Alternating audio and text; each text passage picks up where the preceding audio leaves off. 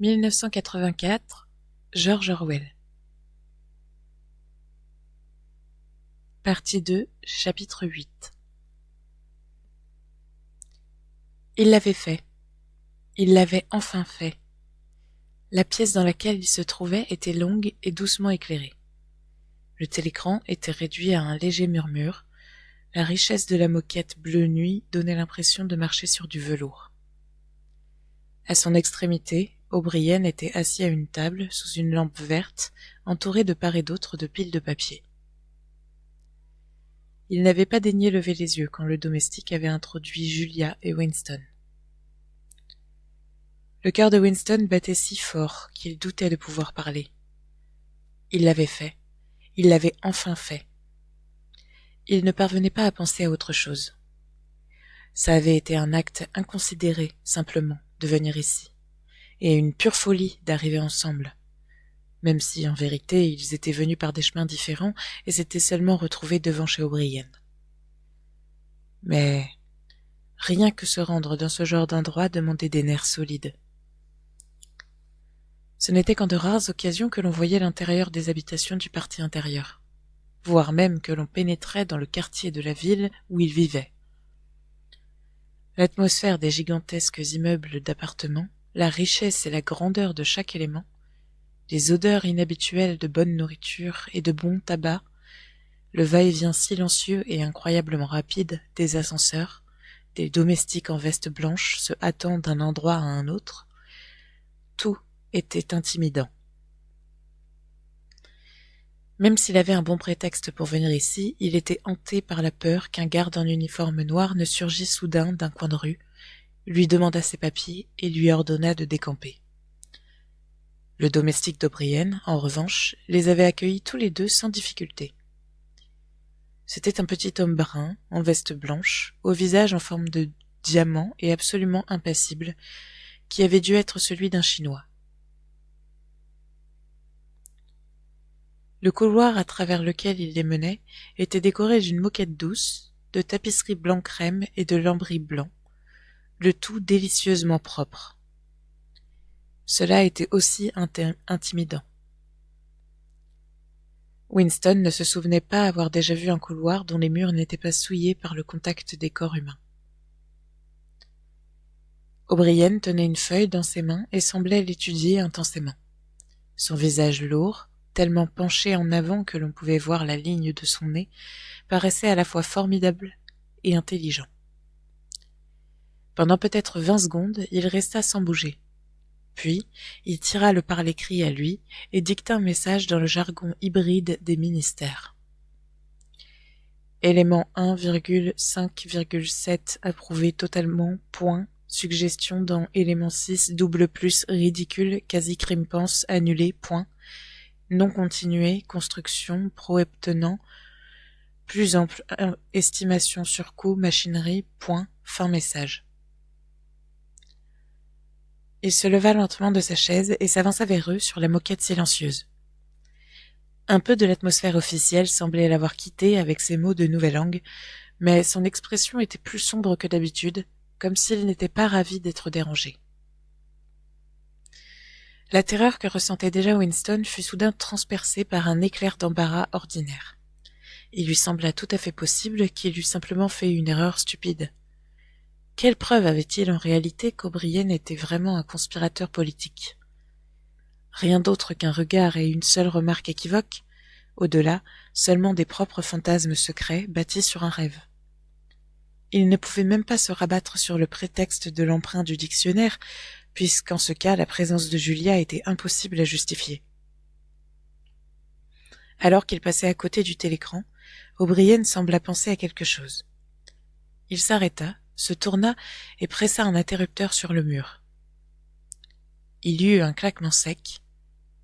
La voix s'était arrêtée. Julia émit un petit son, comme un couinement de surprise. Même submergé par la panique, Winston était trop surpris pour retenir sa langue. « Vous pouvez l'éteindre » dit-il. « Oui, dit O'Brien. Nous pouvons l'éteindre. Nous avons ce privilège. » Il leur faisait face désormais. Sa masse imposante les dominait tous les deux, et l'expression de son visage était toujours indéchiffrable.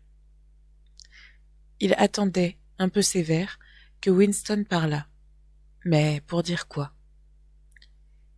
Il était toujours tout à fait convenable qu'il fût simplement un homme occupé, se demandant, agacé, pourquoi il avait été interrompu.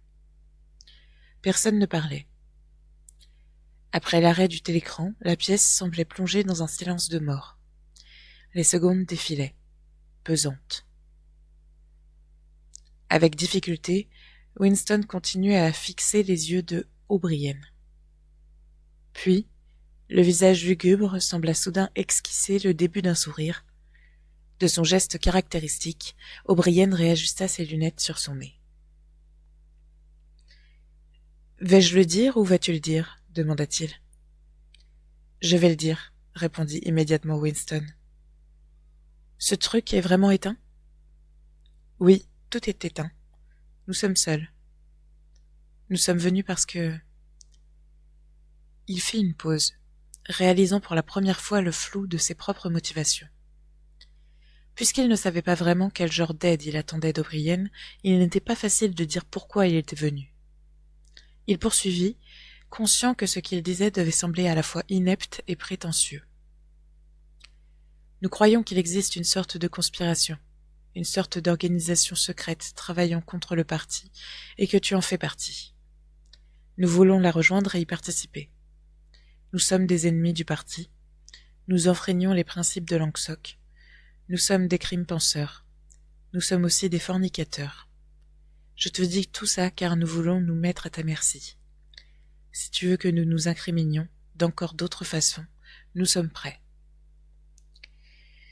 Il s'arrêta et regarda par-dessus son épaule avec la sensation que la porte s'était ouverte.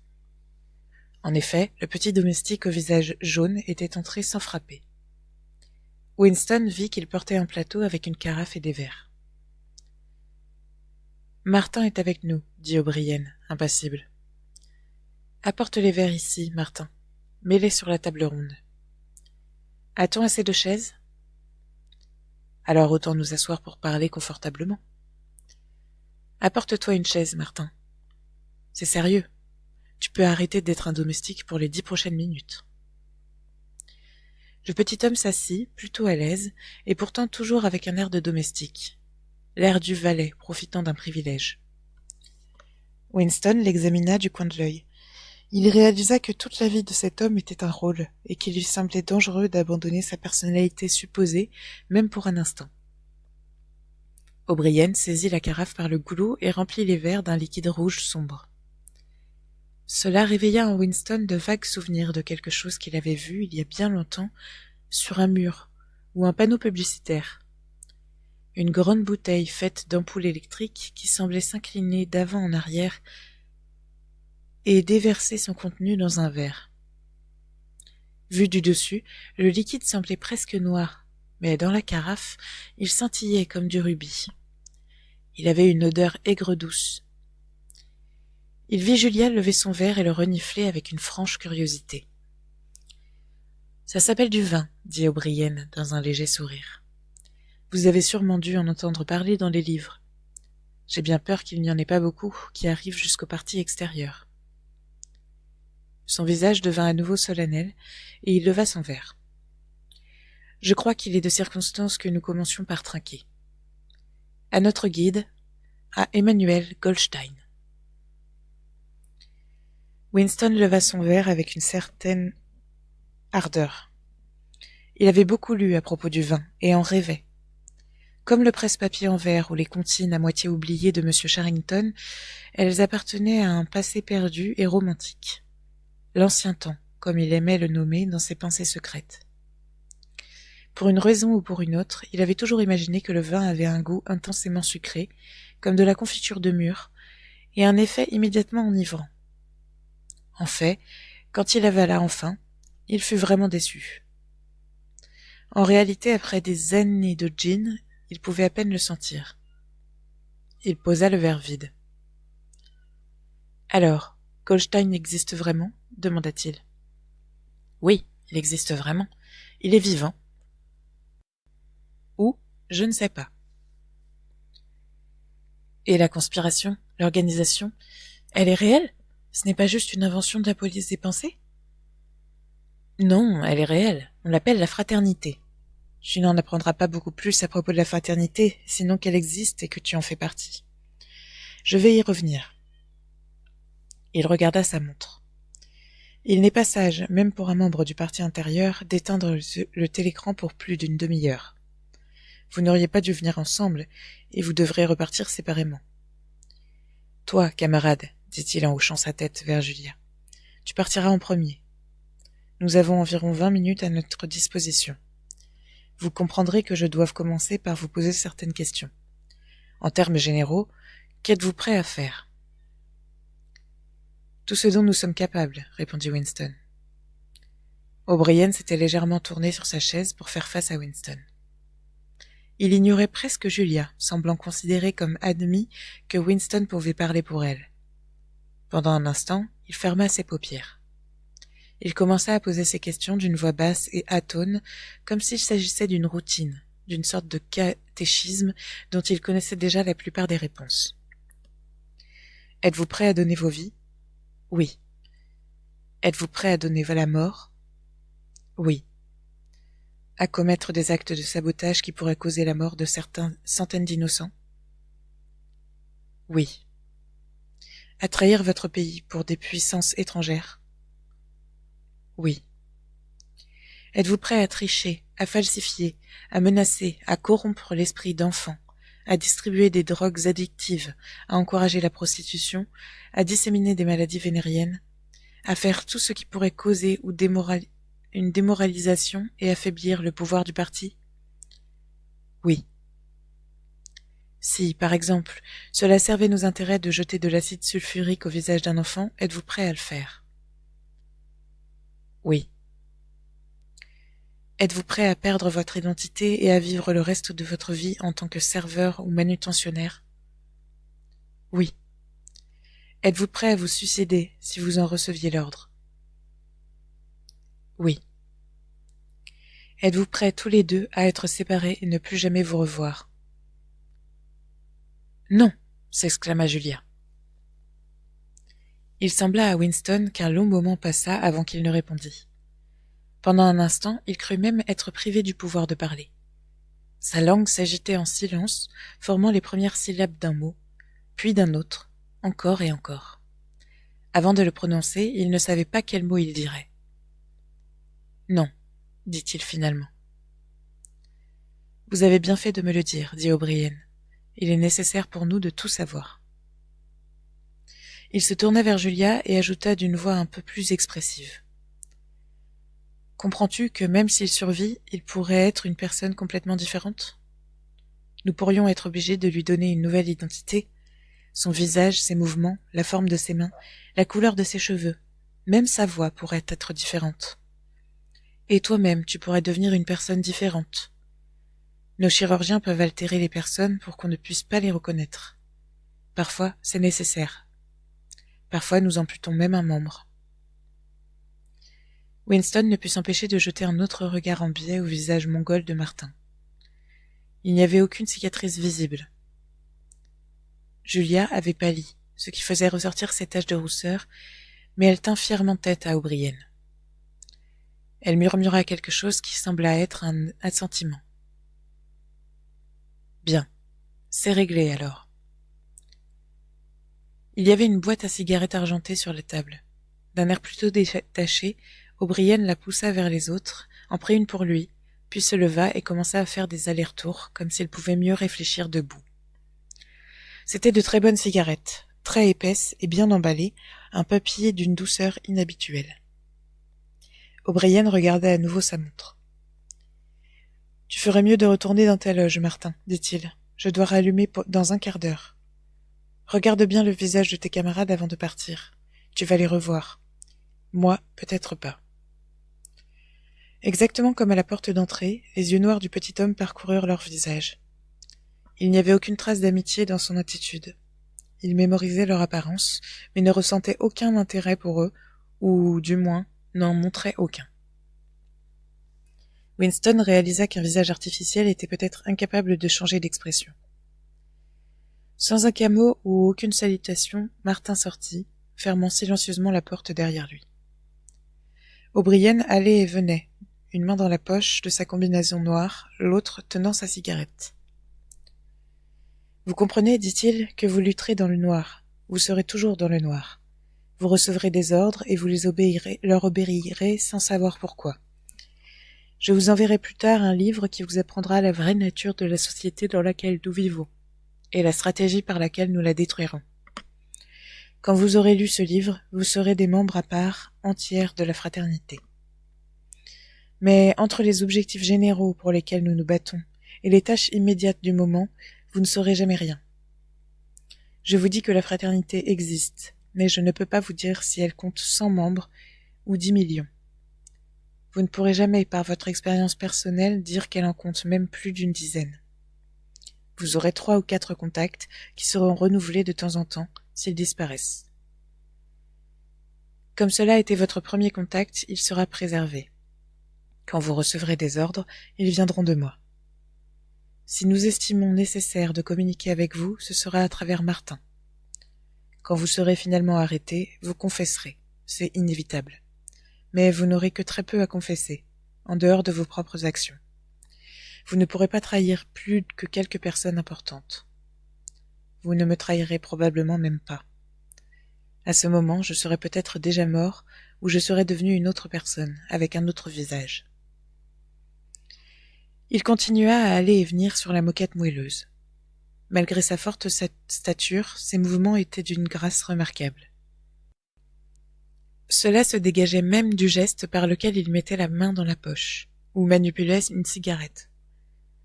Encore plus que de force, il donnait une impression de confiance et de sagesse, teintée d'ironie. Aussi investi qu'il semblait l'être, il n'avait rien que de l'obstination aveugle d'un fanatique. Quand il parlait de meurtre, de suicide, de maladies vénériennes, de membres amputés et de visages altérés, c'était avec un semblant de plaisanterie. « C'est inévitable, » semblait dire sa voix. « C'est ce que nous devons faire, sans trembler.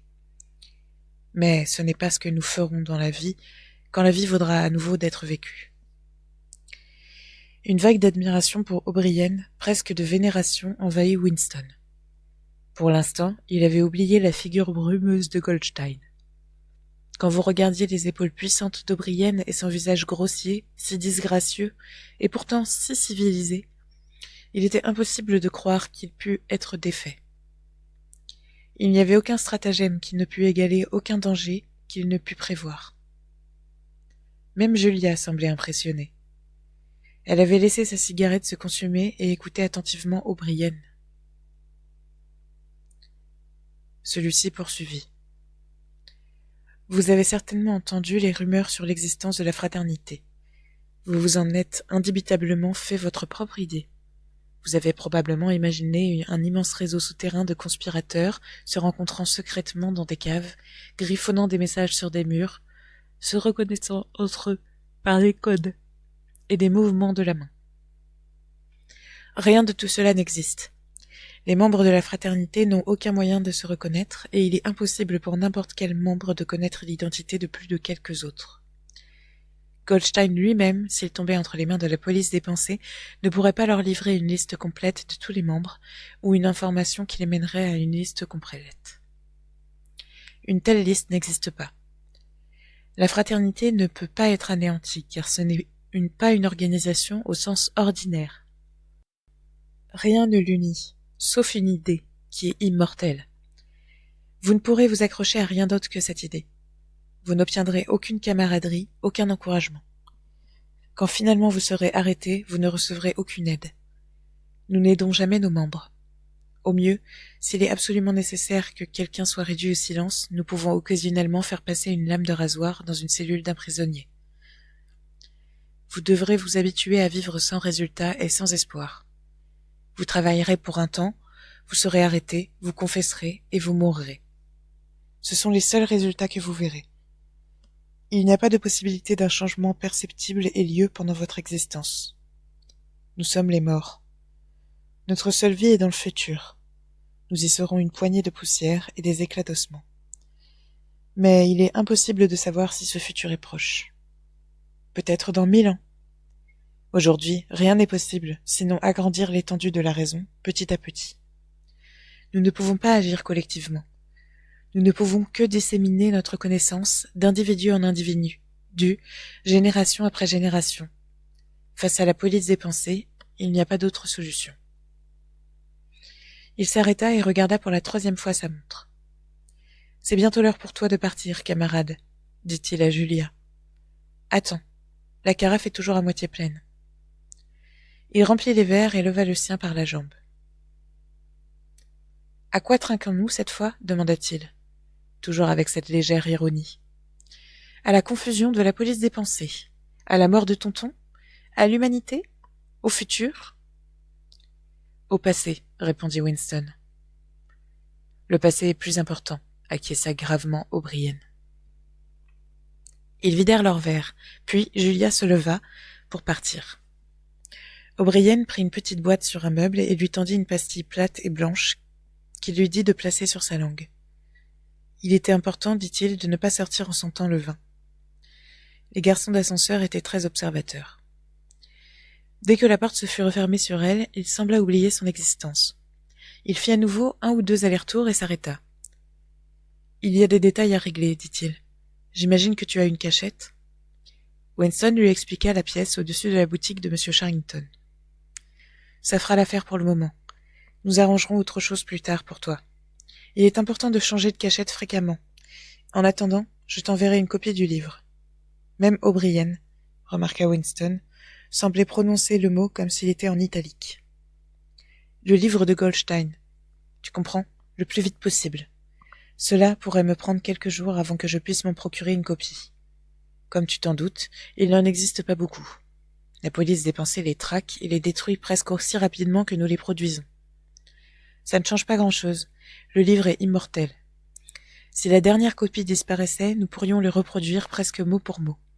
« Prends-tu une sacoche pour aller au travail ?» ajouta-t-il.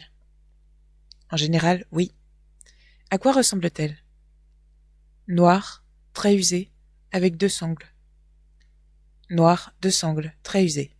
Parfait. Un jour, très prochainement, je ne peux pas te donner une date précise, un des messages parmi ton travail du matin contiendra un mot mal imprimé, et tu devras demander à le faire répéter. Le jour suivant, tu iras travailler sans ta sacoche. À un moment, durant la journée, dans la rue, un homme te touchera le bras et te dira « Je crois que tu as fait tomber ta sacoche. » Celle qu'il te donnera contiendra une copie du livre de Goldstein. Tu le rendras dans les 14 jours. Ils restèrent silencieux un moment. « Il y a encore quelques minutes avant que tu ne doives partir, dit O'Brien. Nous devrions nous rencontrer à nouveau, si nous pouvons nous rencontrer à nouveau. » Winston leva les yeux vers lui. « Là où l'obscurité n'existe pas ?» demanda-t-il, hésitant. O'Brien hocha la tête, sans surprise apparente. « Là où l'obscurité n'existe pas, » répéta-t-il, comme s'il avait compris l'allusion. « Et en attendant, y a-t-il quelque chose que tu veuilles dire avant de partir? Un message? Une question ?» Winston réfléchit. Il ne semblait pas y avoir d'autres questions qu'il voulut lui poser. Il avait encore moins envie de déblatérer des généralités pompeuses. Au lieu de quoi que ce fût, de directement relier à O'Brien ou à la fraternité, il lui vint à l'esprit une sorte d'image hybride entre la chambre sombre où sa mère avait passé ses derniers jours et la petite pièce au-dessus de la boutique de Charrington, et le presse-papier en verre et la gravure en métal dans son cadre en palissandre. Presque au hasard, il demanda « As-tu déjà entendu une vieille comptine qui commence par « Orange citron pour mère grand » disent les cloches de Saint-Clément ?»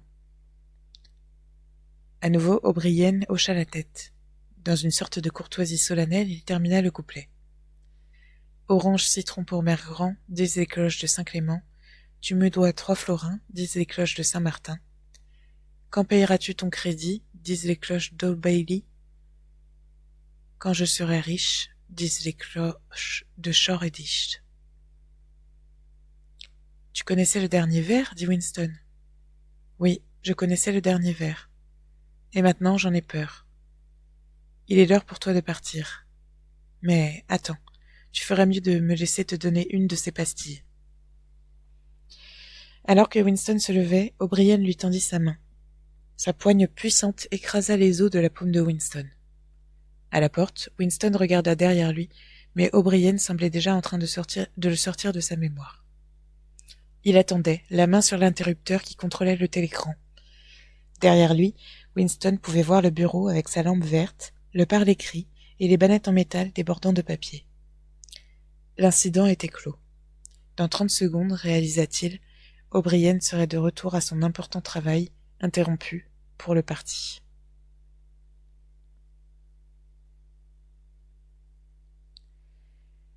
Chapitre 9. Winston était gélatineux de fatigue. Gélatineux était bien le mot. Il lui était venu spontanément à l'esprit. Son corps semblait avoir non seulement la consistance de la gélatine, mais aussi sa transparence. Il avait l'impression que s'il levait la main, il pourrait voir la lumière à travers. L'excès de travail avait aspiré tout son sang et sa lymphe hors de lui, laissant seulement une fragile structure de nerfs, d'os et de peau. Toutes ces sensations semblaient exacerbées. Sa combinaison irritait ses épaules, les pavés dardaient ses pieds. Même ouvrir et fermer sa main était un effort qui faisait craquer ses articulations. Il avait travaillé plus de 90 heures en 5 jours, comme tout le monde au ministère. Mais c'était maintenant terminé, et il n'avait littéralement plus rien à faire, aucun travail pour le parti à accomplir, avant demain matin. Il pouvait passer 6 heures dans la cachette et 9 autres dans son lit.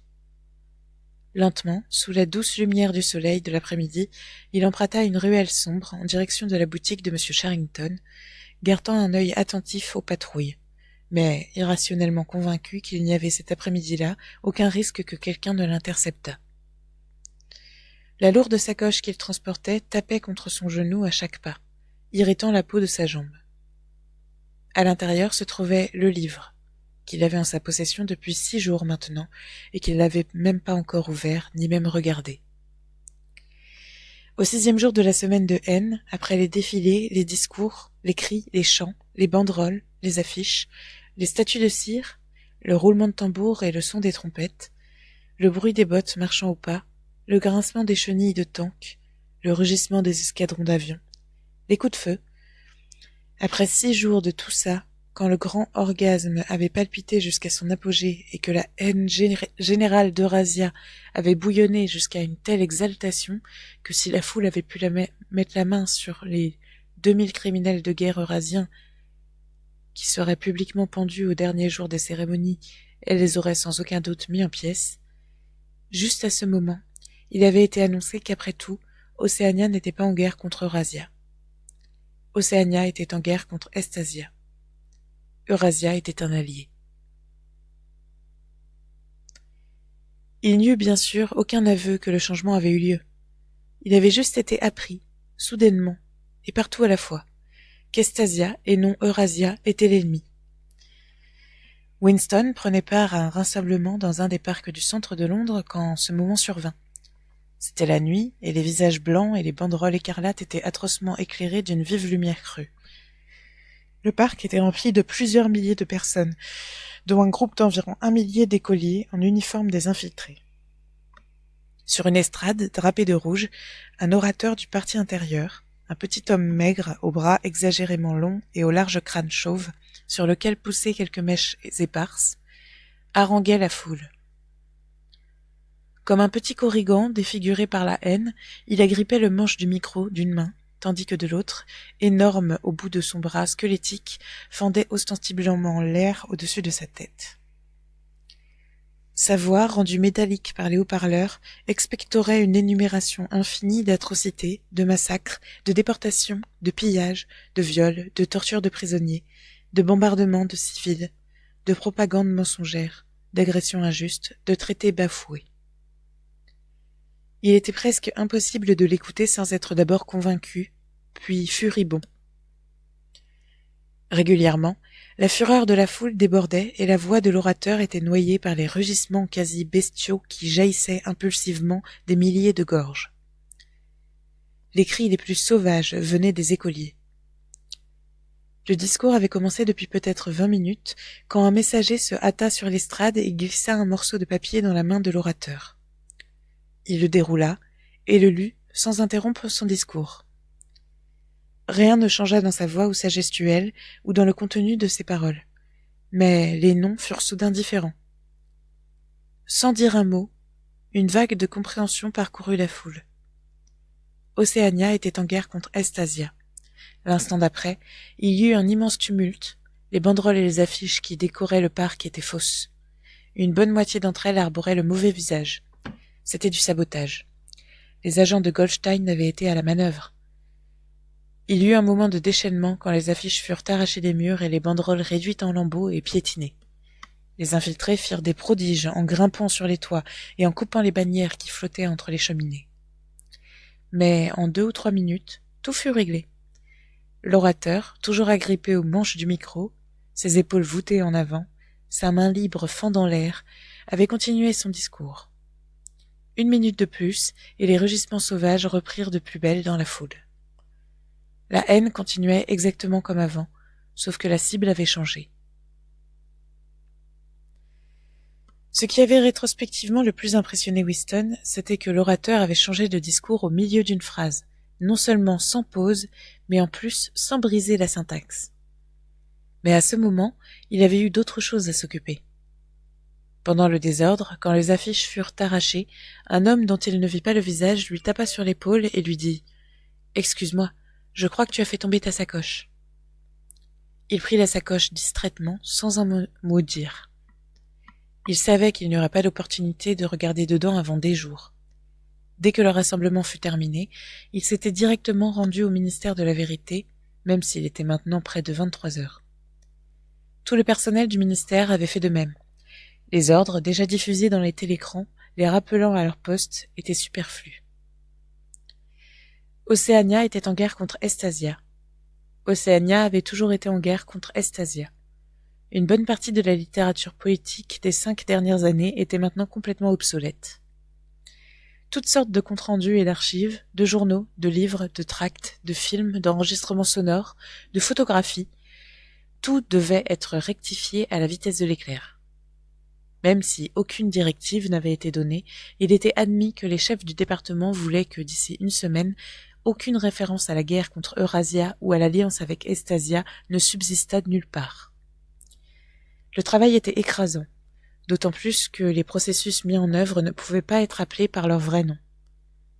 Tout le monde au département des archives travailla 18 heures sur 24, avec 2 pauses de 3 heures pour dormir. Des matelas furent montés, des réserves et dispersés partout dans les couloirs.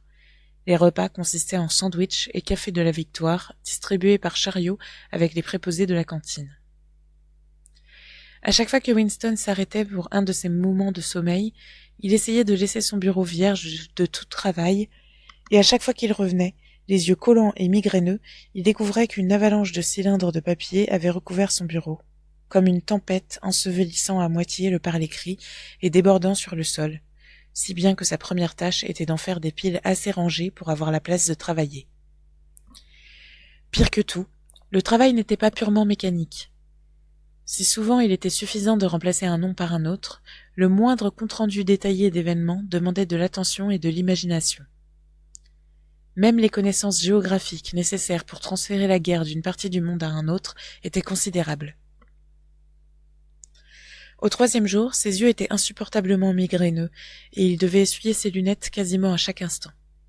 C'était comme se battre avec une écrasante tâche physique, quelque chose que l'on avait le droit de refuser, mais que l'on voulait faire malgré tout, absolument terminé à tout prix. Pour autant qu'il s'en souvint, il n'avait pas été dérangé par le fait que chaque mot murmuré dans le parler-écrit, chaque lettre écrite avec son stylo, était un mensonge délibéré. Il était aussi attaché que les autres du département que la falsification fût parfaite. Au matin du 6e jour, le flot de cylindres ralentit. Pendant une bonne demi-heure, plus rien ne sortit du tube. Puis, un cylindre de plus, puis plus rien. Partout, à peu près en même temps, le travail ralentit. Un profond soupir secret fut poussé partout dans le département. Un exploit incroyable qui ne pourrait jamais être mentionné avait été accompli. Il était maintenant impossible pour aucun être humain de prouver par une preuve documentaire que la guerre avec Eurasia avait jamais eu lieu. À midi, il fut annoncé avec surprise que les travailleurs du ministère étaient libres jusqu'au lendemain matin. Winston, transportant toujours la sacoche contenant le livre, qui était resté entre ses pieds pendant qu'il travaillait, et sous son corps quand il dormait, rentra chez lui, se rasa et s'endormit presque dans son bain, bien que l'eau fût à peine tiède. Dans une sorte de voluptueux craquement de ses articulations, il gravit les escaliers au-dessus de la boutique de M. Charrington. Il était fatigué, mais n'avait plus envie de dormir. Il ouvrit la fenêtre, alluma le sale petit poêle à pétrole et mit une casserole d'eau pour faire du café. Julia arrivait bientôt. En attendant, il y avait le livre. Il s'assit sur le fauteuil défoncé et défit les sangles de la sacoche. C'était un épais volume noir, relié artisanalement, sans nom ou titre sur la couverture. L'impression semblait aussi légèrement irrégulière. Les pages avaient les bords usés et se détachaient aisément, comme si le livre était passé entre de nombreuses mains. L'inscription sur la page de titre disait « Théorie et pratique du collectivisme oligarchique » par Emmanuel Goldstein. Winston commença à lire.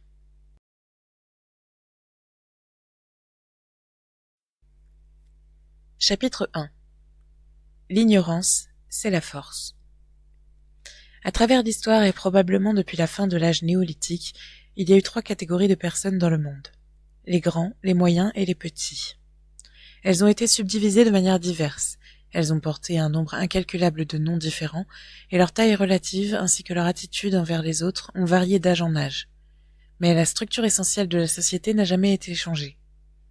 Même après d'immenses soulèvements et de bouleversements, apparemment irrévocables, le même schéma s'est toujours réaffirmé, comme un gyroscope retournant toujours à l'équilibre, qu'importe dans quel sens il ait été poussé.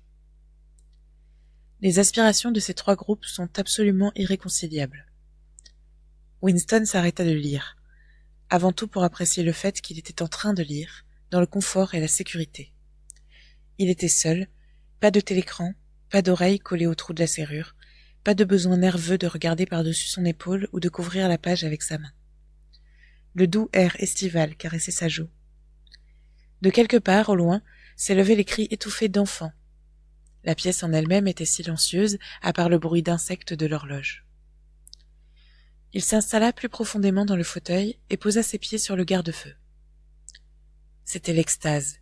C'était l'éternité. Soudain, comme on le fait parfois avec un livre dont on sait que l'on lira et relira chacun des mots, il ouvrit à un endroit différent et se retrouva au 3e chapitre. Il poursuivit sa lecture. Chapitre 3. La guerre, c'est la paix. La partition du monde en ces 3 grands super-États était un événement qui pouvait être prévu, et il avait en effet été avant le milieu du XXe siècle. Avec l'absorption de l'Europe par la Russie et de l'Empire britannique par les États-Unis, 2 de ses pouvoirs actuels, Eurasia et Océania, existait déjà de fait. Le 3e, Estasia, n'émergea distinctement qu'après une décennie de combats confus. Les frontières entre les 3 super-États sont en certains endroits arbitraires et en d'autres elles fluctuent selon les fortunes de la guerre, mais elles suivent généralement les formations géographiques. Eurasia comprend toute la partie nord des territoires européens et asiatiques, du Portugal au détroit de Bering. Océania comprend les Amériques, les îles Atlantiques, y compris les îles britanniques. L'Asie australe et la partie sud de l'Afrique. Estasia, plus petit que les autres et à la frontière occidentale plus floue, comprend la Chine et les pays se trouvant au sud des îles japonaises et une large mais fluctuante partie de la Mandchourie, la Mongolie et du Tibet. Dans une combinaison ou une autre, ces 3 super-États sont constamment en guerre et l'ont été pendant les 25 dernières années. La guerre, toutefois, n'est plus la lutte désespérée et destructrice des premières décennies du XXe siècle. C'est une guerre aux objectifs dérisoires, entre des adversaires incapables de se vaincre, sans raison matérielle de s'affronter et sans aucune réelle division idéologique. Toutefois, on ne peut en conclure que la conduite de la guerre ou l'attitude dominante ressentie à son égard soit devenue moins sanglante ou plus chevaleresque. Au contraire, L'hystérie guerrière est permanente et universelle dans tous les pays, et des actes comme les viols, les pillages, les meurtres d'enfants, la réduction de populations entières en esclavage et les représailles contre les prisonniers qui vont bien au-delà de l'ébouillantage et de l'enterrement vivant sont perçus comme normaux, et quand ils sont commis par quelqu'un du même camp et non pas par un ennemi, comme méritoires. Mais dans un sens physique, la guerre ne concerne qu'un très petit nombre de personnes, surtout des spécialistes de pointe, et ne fait en comparaison que très peu de victimes. Les combats, quand il y en a, prennent place sur les vagues frontières dont la localisation ne peut être que devinée par le kidam lambda, et autour des forteresses flottantes qui gardent des emplacements stratégiques sur les routes maritimes. Au centre de la civilisation, la guerre ne signifie rien de plus qu'une pénurie permanente des biens de consommation et la chute occasionnelle d'un missile qui peut causer quelques morts. La guerre a en réalité changé de caractère. Plus exactement, les raisons de faire la guerre ont changé d'ordre d'importance. Les motivations qui étaient déjà un peu présentes pendant les grandes guerres du début du XXe siècle sont maintenant devenues prédominantes et consciemment admises et mises en œuvre. Pour comprendre la nature de la guerre actuelle, car malgré les recompositions qui surviennent tous les quelques années, il s'agit toujours de la même guerre, on doit commencer par admettre qu'il est impossible qu'elle soit décisive. Aucun des trois super-États ne pourra être définitivement conquis, même par l'alliance des deux autres. Ils sont trop également puissants et leurs défenses naturelles sont trop redoutables. Eurasia est protégée par ses grands espaces ouverts, Océania par l'immensité de l'Atlantique et du Pacifique, Estasia par la fécondité et la détermination de ses habitants. De plus, il n'y a plus rien, au sens matériel, pour quoi se battre. Avec l'avènement des économies autosuffisantes, dans lesquelles la production et la consommation sont adaptées l'une à l'autre, les effondrements des marchés, qui étaient la cause principale des guerres précédentes, sont de l'ancienne histoire. Et la compétition pour les matières premières n'est plus une question de vie ou de mort. Chacun des trois super-États est si vaste qu'il peut obtenir quasiment tous les matériaux dont il a besoin à l'intérieur de ses propres frontières. Si la guerre a un intérêt économique direct, c'est une guerre pour la main-d'œuvre. Entre les frontières des super-États, et jamais en permanence en possession de l'un d'eux, se trouve un quadrilatère grossier, avec Tanger, Brazzaville, Darwin et Hong Kong à ses extrémités, contenant environ 1/5 de la population mondiale. C'est pour la possession de ces régions densément peuplées et du pôle Nord que se battent continuellement les trois pouvoirs. En pratique, aucun pouvoir ne contrôle jamais la totalité du territoire disputé. Les parties changent constamment de main, et c'est l'espoir de saisir tel ou tel morceau pour un élan soudain de trahison qui dicte les changements incessants d'alliance. Tous les territoires disputés contiennent des minéraux de valeur, et certains d'entre eux produisent des dérivés végétaux importants, comme le caoutchouc, qui est nécessaire de synthétiser dans les climats plus froids par des méthodes bien plus onéreuses. Mais par-dessus tout, ils contiennent les réserves inépuisables de main-d'œuvre bon marché. Quiconque contrôle l'Afrique équatoriale et les pays du Moyen-Orient, ou l'Inde australe, ou l'archipel indonésien, dispose également des corps de plusieurs centaines de millions de nègres besogneux. Les habitants de ces régions, réduits plus ou moins ouvertement au statut d'esclaves, passent continuellement des conquérants en conquérants et sont consommés comme du charbon ou du pétrole dans la course pour produire plus d'armements, pour capturer plus de territoires, pour contrôler plus de main-d'œuvre, pour produire plus d'armements, pour capturer plus de territoires, et ainsi de suite, indéfiniment. Il est à noter que les combats ne se déplacent jamais vraiment au-delà des frontières des territoires disputés. Les frontières d'Eurasia fluctuent entre le bassin du Congo et la rive nord de la Méditerranée. Les îles de l'océan Indien et du Pacifique sont constamment capturées et recapturées par Océania ou Estasia. La ligne de division en Mongolie entre Eurasia et Estasia n'est jamais stable. Autour du pôle, les trois pouvoirs revendiquent d'énormes territoires qui en réalité sont largement déserts et inexplorés. Mais la balance des pouvoirs reste globalement à l'équilibre et les territoires qui forment le cœur de chaque super-État demeurent toujours inviolés. De plus, la main-d'œuvre des peuples exploités autour de l'équateur n'est pas vraiment nécessaire à l'économie mondiale. Ils n'ajoutent rien à la richesse du monde, puisque quoi qu'ils produisent est consommé dans l'effort de guerre.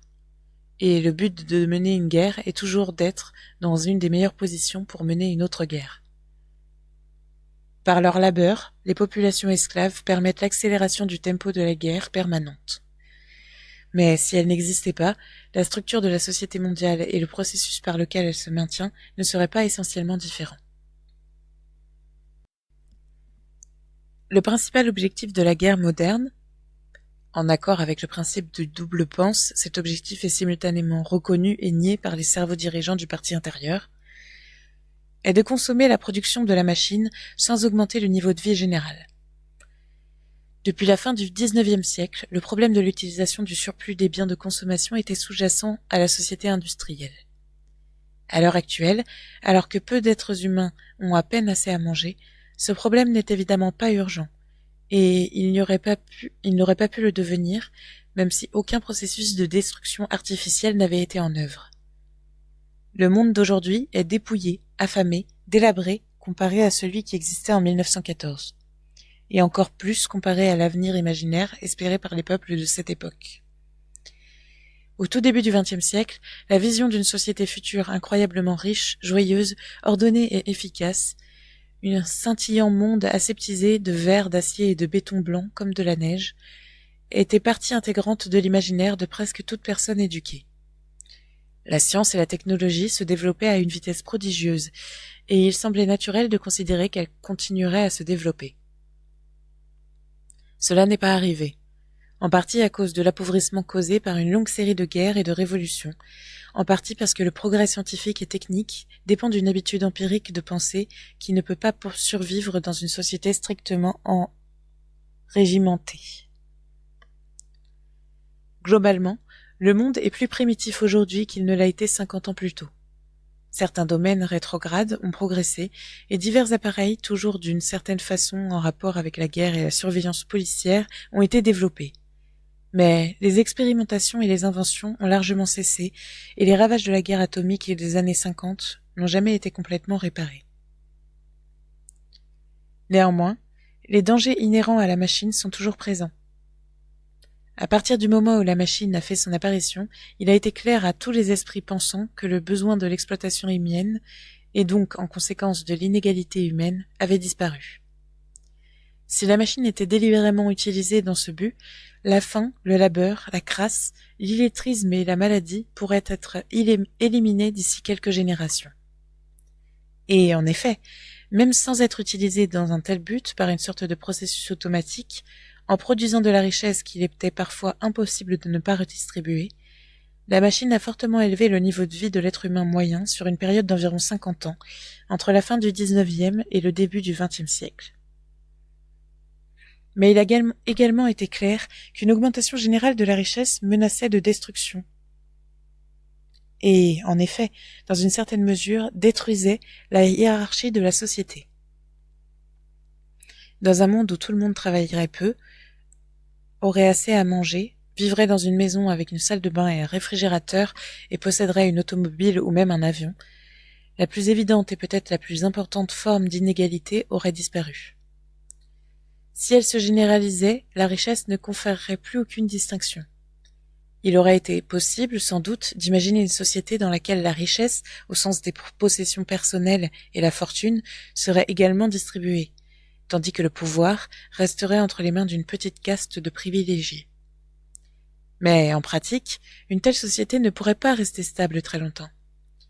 Si le bonheur et la sécurité sont partagés par tous, la grande masse des êtres humains qui sont normalement pétrifiés par la pauvreté s'instruirait et apprendrait à penser par elle-même. Et quand ça serait fait, elle réaliserait tôt ou tard que la minorité privilégiée est inutile et elle la balayerait. Sur le long terme, une société hiérarchisée n'est seulement possible que sur le terreau de la pauvreté et de l'ignorance. Retourner au passé agricole, comme certains penseurs du début du XXe siècle ont rêvé de le faire, n'était pas une solution réalisable. Elle entrait en conflit avec la tendance et la mécanisation qui étaient devenues quasiment innées à travers presque tout le globe, et de plus, tout pays qui resterait industriellement arriéré serait impuissant militairement parlant et serait destiné à être dominé directement ou indirectement par ses rivaux plus avancés. Ce n'était pas non plus une solution satisfaisante de maintenir les masses dans la pauvreté en restreignant la production de biens. Cela est arrivé dans une large mesure durant la phase finale du capitalisme, approximativement entre 1920 et 1940. L'économie de beaucoup de pays a été autorisée à stagner, la terre n'a plus été cultivée, les équipements essentiels n'ont pas été installés, de grandes portions de la population ont été privées de travail et ont survécu en partie grâce à la charité de l'État. Mais cela a également entraîné une faiblesse militaire, et puisque les privations infligées n'étaient clairement pas nécessaires, l'opposition est devenue inévitable. Le problème était de continuer à faire tourner l'industrie sans augmenter la richesse réelle du monde. Les biens devraient être produits mais pas distribués. Et en pratique, la seule façon d'accomplir cela était par la guerre permanente. L'acte essentiel de la guerre est la destruction. Pas forcément de vie humaine, mais du produit du labeur humain. La guerre est un moyen de réduire en pièces, de déverser dans la stratosphère ou de couler au fond des mers des matériaux qui pourraient autrement être utilisés pour rendre les masses trop confortables et donc, sur le long terme, trop intelligentes. Même quand les armes de guerre ne sont pas détruites, leur fabrication est toujours un moyen pratique d'utiliser de la main-d'œuvre sans produire quoi que ce soit qui puisse être consommé. Une forteresse flottante, par exemple, a absorbé le travail qui aurait pu construire plusieurs centaines de bateaux cargo, pour finalement être considérée comme obsolète et mise à la casse sans avoir pu apporter un quelconque bénéfice à qui que ce soit. Et, avec davantage encore de labeur, une autre forteresse flottante est construite. En principe, l'effort de guerre est toujours planifié pour avaler tout surplus qui pourrait exister après avoir satisfait les besoins vitaux des populations. En pratique, les besoins des populations sont toujours sous-estimés, avec comme résultat la pénurie chronique et la moitié des biens nécessaires. Mais c'est considéré comme un avantage. C'est une politique délibérée de maintenir également les groupes favorisés au bord de la pauvreté, parce qu'une pénurie généralisée accentue l'importance des petits privilèges et exacerbe les différences entre un groupe et un autre. Selon les standards du début du XXe siècle, même un membre du parti intérieur mène une vie austère et laborieuse. Néanmoins, les petits luxes dont il profite, son grand appartement bien équipé, le meilleur tissu de ses vêtements, la meilleure qualité de sa nourriture et sa boisson, et son tabac, ses 2 ou 3 domestiques, son automobile privée ou son hélicoptère, le placent dans un monde différent d'un membre du parti extérieur, et un membre du parti extérieur a des avantages similaires en comparaison des masses indigentes que nous appelons les prolos. L'atmosphère sociale est celle d'une cité assiégée où la possession d'un morceau de viande de cheval fait toute la différence entre la richesse et la pauvreté. Et en même temps, la conscience d'être en guerre et donc en danger rend l'abandon de tous les pouvoirs à une petite caste comme une condition naturelle et inévitable de survie.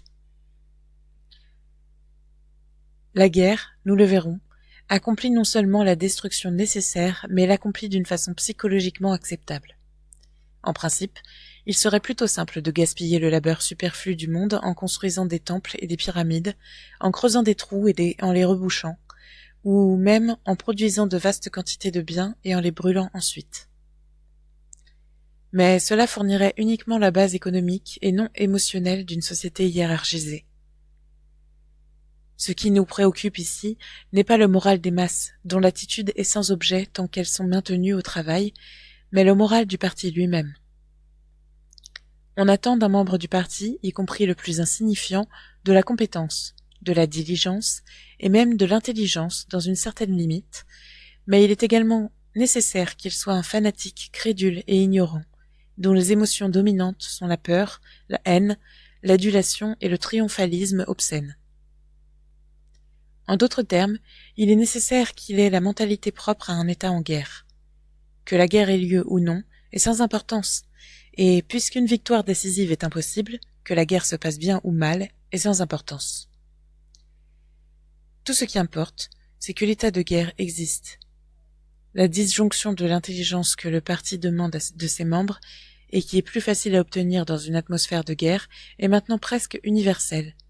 Mais plus on monte dans la hiérarchie, plus elle devient prononcée. C'est précisément dans le parti intérieur que l'hystérie guerrière et la haine de l'ennemi sont les plus fortes.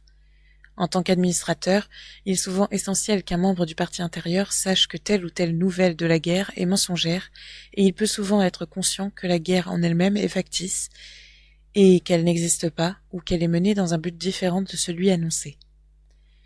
Mais une telle connaissance est aisément neutralisée par la technique du double pense. Car en même temps, jamais ne vacille chez tous les membres du parti intérieur la croyance mystique que la guerre existe, et qu'elle se terminera victorieusement, et qu'Océania dominera sans conteste le monde entier. Tous les membres du parti intérieur croient en cette conquête proche comme un article de foi. Elle doit être accomplie soit par l'obtention progressive de plus en plus de territoires, et donc l'érection d'un pouvoir incontestablement dominant, soit par la découverte d'une nouvelle arme invincible. La recherche d'une telle arme se poursuit sans cesse, et est l'une des dernières rares activités où les esprits inventifs et conceptuels peuvent s'épanouir.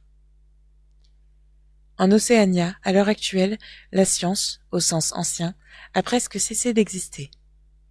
En Nouvelle-Langue, il n'y a pas de mot pour science. La méthode empirique de pensée, sur laquelle toutes les découvertes scientifiques du passé reposent, est contraire aux principes les plus fondamentaux de Langsoc. Et même les progrès technologiques ne surviennent que si leurs produits peuvent d'une façon ou d'une autre servir à diminuer la liberté humaine. Dans tout le savoir-faire utile, le monde est soit à l'arrêt, soit régresse. Les champs sont cultivés par des charrues tirées par des chevaux, tandis que les livres sont écrits par des machines. Mais dans les domaines d'une importance vitale, c'est-à-dire en fait la guerre et la surveillance policière, l'approche empirique est toujours encouragée, ou du moins tolérée. Les deux objectifs du parti sont de conquérir toute la surface du globe et de détruire une fois pour toutes la possibilité de la pensée autonome. Il y a donc deux grands problèmes que le parti s'attelle à résoudre. L'un est de découvrir contre son gré ce qu'un autre être humain pense, et l'autre est comment tuer plusieurs centaines de millions de personnes en quelques secondes sans donner d'avertissement. Dans la mesure où la recherche scientifique se poursuit, voilà son sujet d'étude. Le scientifique d'aujourd'hui est soit un mélange de psychologue et d'inquisiteur, étudiant avec une minutie extraordinaire la signification des expressions faciales, des gestes et des tons de la voix, et testant les effets révélateurs de vérité de drogue, de thérapie de choc, d'hypnose et de torture physique, soit un chimiste, un physicien ou un biologiste concerné uniquement par la branche de sa spécialité à même de retirer la vie. Dans les vastes laboratoires du ministère de la Paix et dans les stations expérimentales cachées dans les forêts brésiliennes ou dans le désert australien ou sur les îles perdues de l'Antarctique, des équipes d'experts sont inlassablement à la tâche. Certains s'occupent simplement de planifier la logistique des guerres futures, d'autres conçoivent des missiles de plus en plus grands, des explosifs de plus en plus puissants, des protections de plus en plus impénétrables. D'autres recherchent des gaz nouveaux ou mortels, ou des poisons solubles pouvant être produits dans des quantités capables de détruire la végétation des continents entiers, ou des germes de maladies immunisés contre tous les anticorps possibles. D'autres tentent de produire un véhicule qui creuserait son chemin dans le sol comme un sous-marin dans l'eau, ou un avion aussi indépendant de sa base qu'un voilier. D'autres explorent des possibilités encore plus ambitieuses, comme focaliser les rayons du soleil à travers des lentilles suspendues à des centaines de kilomètres dans l'espace, ou comme produire des tremblements de terre artificiels et des raz-de-marée en utilisant la chaleur au cœur de la Terre. Mais aucun de ces projets n'approche jamais son aboutissement, et aucun des trois super-États ne gagne une avance significative sur les autres. Le plus remarquable est que les trois pouvoirs possèdent déjà, grâce à la bombe atomique, une arme bien plus puissante que tout ce que leur recherche actuelle pourrait découvrir. Même si le parti, fidèle à son habitude, s'approprie leur invention, les bombes atomiques sont d'abord apparues dans les années 40 et ont été utilisées à grande échelle une dizaine d'années plus tard. À cette époque, des centaines de bombes ont été larguées sur des centres industriels, principalement en Russie européenne, en Europe occidentale et en Amérique du Nord. Le but était de convaincre les groupes dirigeants de tous les pays que quelques bombes atomiques De plus, signifierait la fin de la société organisée et donc de leur propre pouvoir. Par la suite, bien qu'aucun accord formel n'ait été formulé ou même suggéré, plus aucune bombe n'a été larguée. Les trois pouvoirs continuent simplement à produire des bombes atomiques et à les réserver pour l'opportunité décisive qu'ils croient survenir tôt ou tard. Et pendant ce temps-là, l'art de la guerre n'a quasiment pas évolué en 30 ou 40 ans. Les hélicoptères sont plus utilisés qu'auparavant, les avions bombardiers ont été largement remplacés par des projectiles autopropulsés et les fragiles navires de guerre mobiles ont laissé place aux forteresses flottantes insubmersibles. Mais au-delà, il n'y a eu que peu d'avancées. Les tanks, les sous-marins, les torpilles, les mitraillettes, même les fusils et les grenades sont toujours utilisés. Et malgré le flot infini de massacres rapportés par la presse et sur les télécrans, les batailles désespérées des premières guerres, dans lesquelles des centaines de milliers, voire même des millions d'hommes ont souvent été tués en quelques semaines, ne se sont jamais répétées. Aucun des trois super-États ne tente jamais une manœuvre qui impliquerait le risque d'une défaite sérieuse.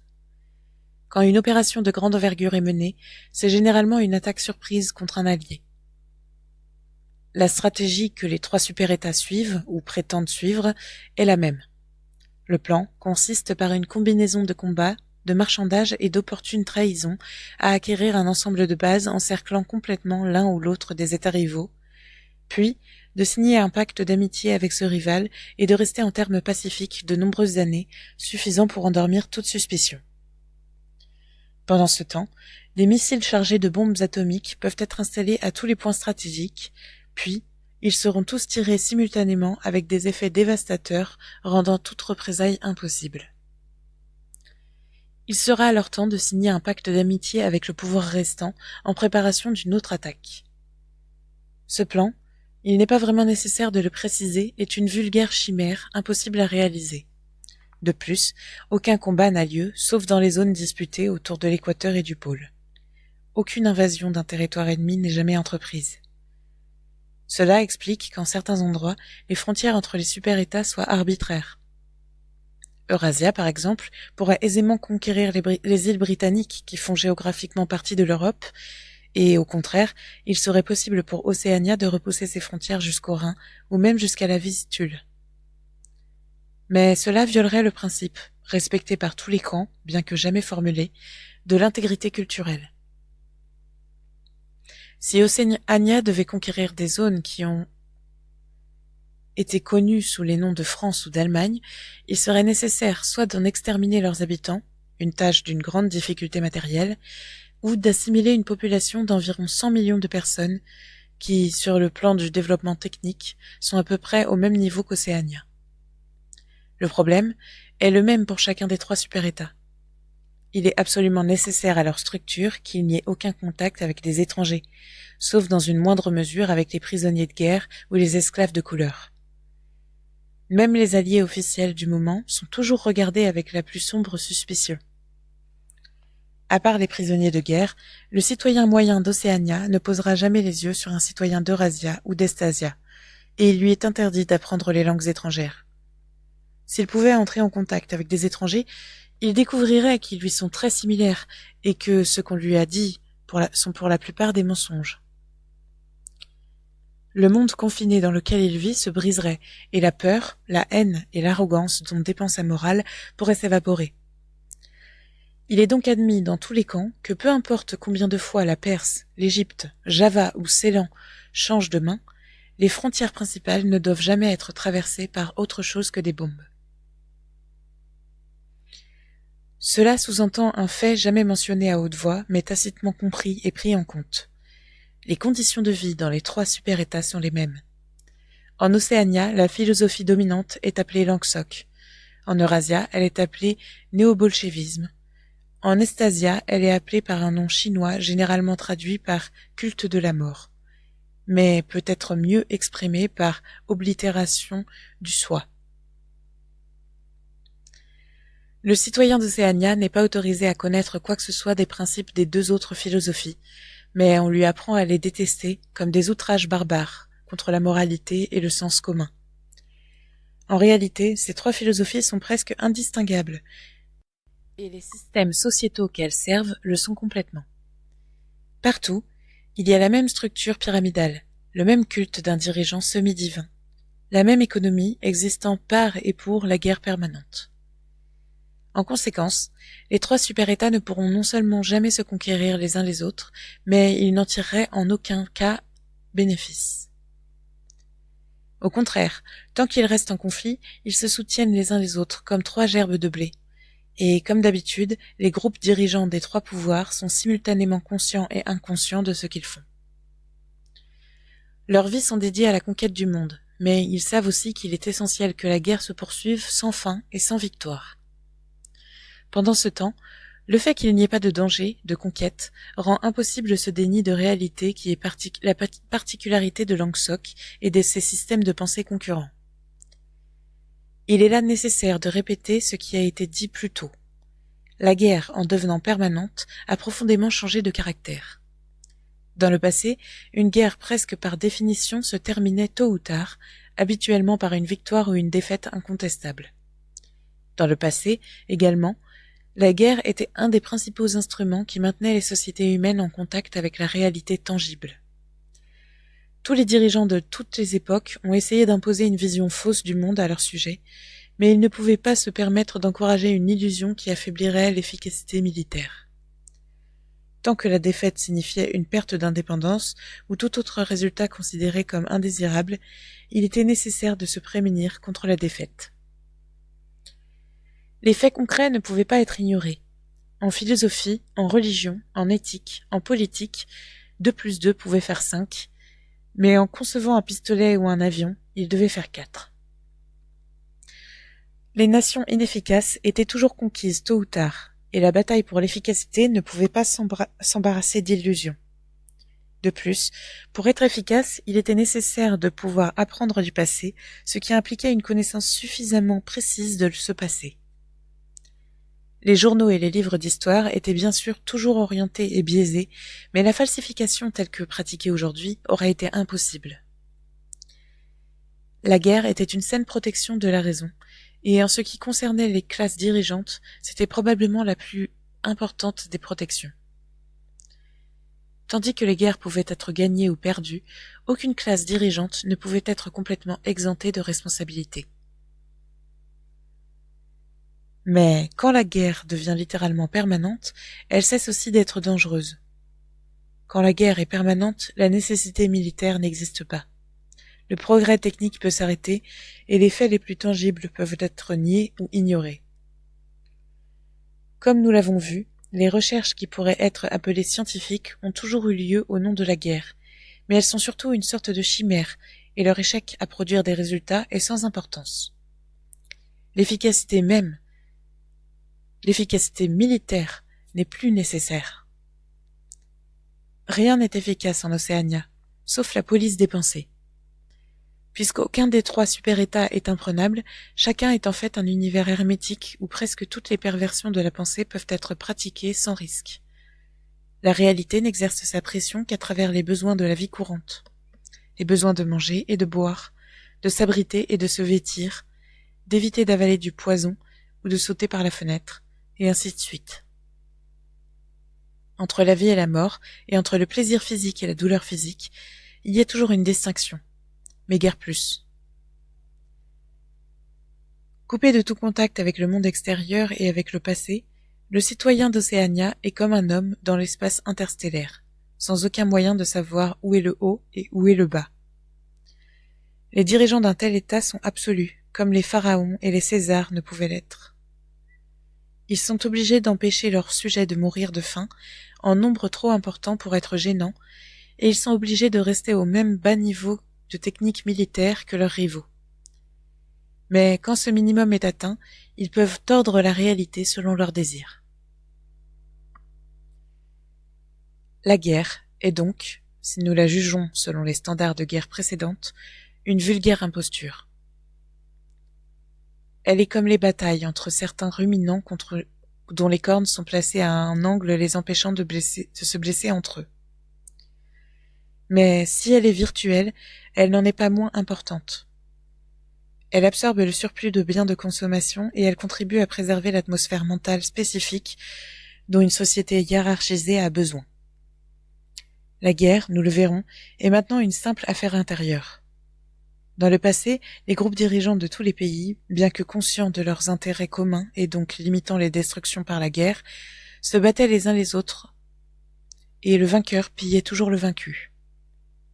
De nos jours, ils ne se battent pas du tout les uns les autres. La guerre est menée par chaque groupe dirigeant contre ses propres sujets, et l'objet de la guerre n'est pas de conquérir ou d'empêcher l'annexion de territoires, mais de conserver la structure de la société intacte. Le mot même de guerre est donc devenu trompeur. Il serait probablement plus juste de dire qu'en devenant permanente, la guerre a cessé d'exister. La pression particulière qu'elle avait exercée sur les êtres humains entre le néolithique et le début du XXe siècle a disparu et a été remplacée par quelque chose de bien différent. L'effet serait quasiment le même si les trois super-États, au lieu de se battre entre eux, s'accordaient pour vivre dans une paix perpétuelle. Chacun inviolé dans ses propres frontières. Car dans ce cas, chacun serait toujours un univers hermétique, libéré pour toujours de l'influence latente d'un danger extérieur. Une paix réellement permanente serait comme une guerre permanente. Voici, bien que la vaste majorité des membres du parti ne la comprennent que dans un sens superficiel, la profonde signification de la devise du parti « La guerre, c'est la paix ».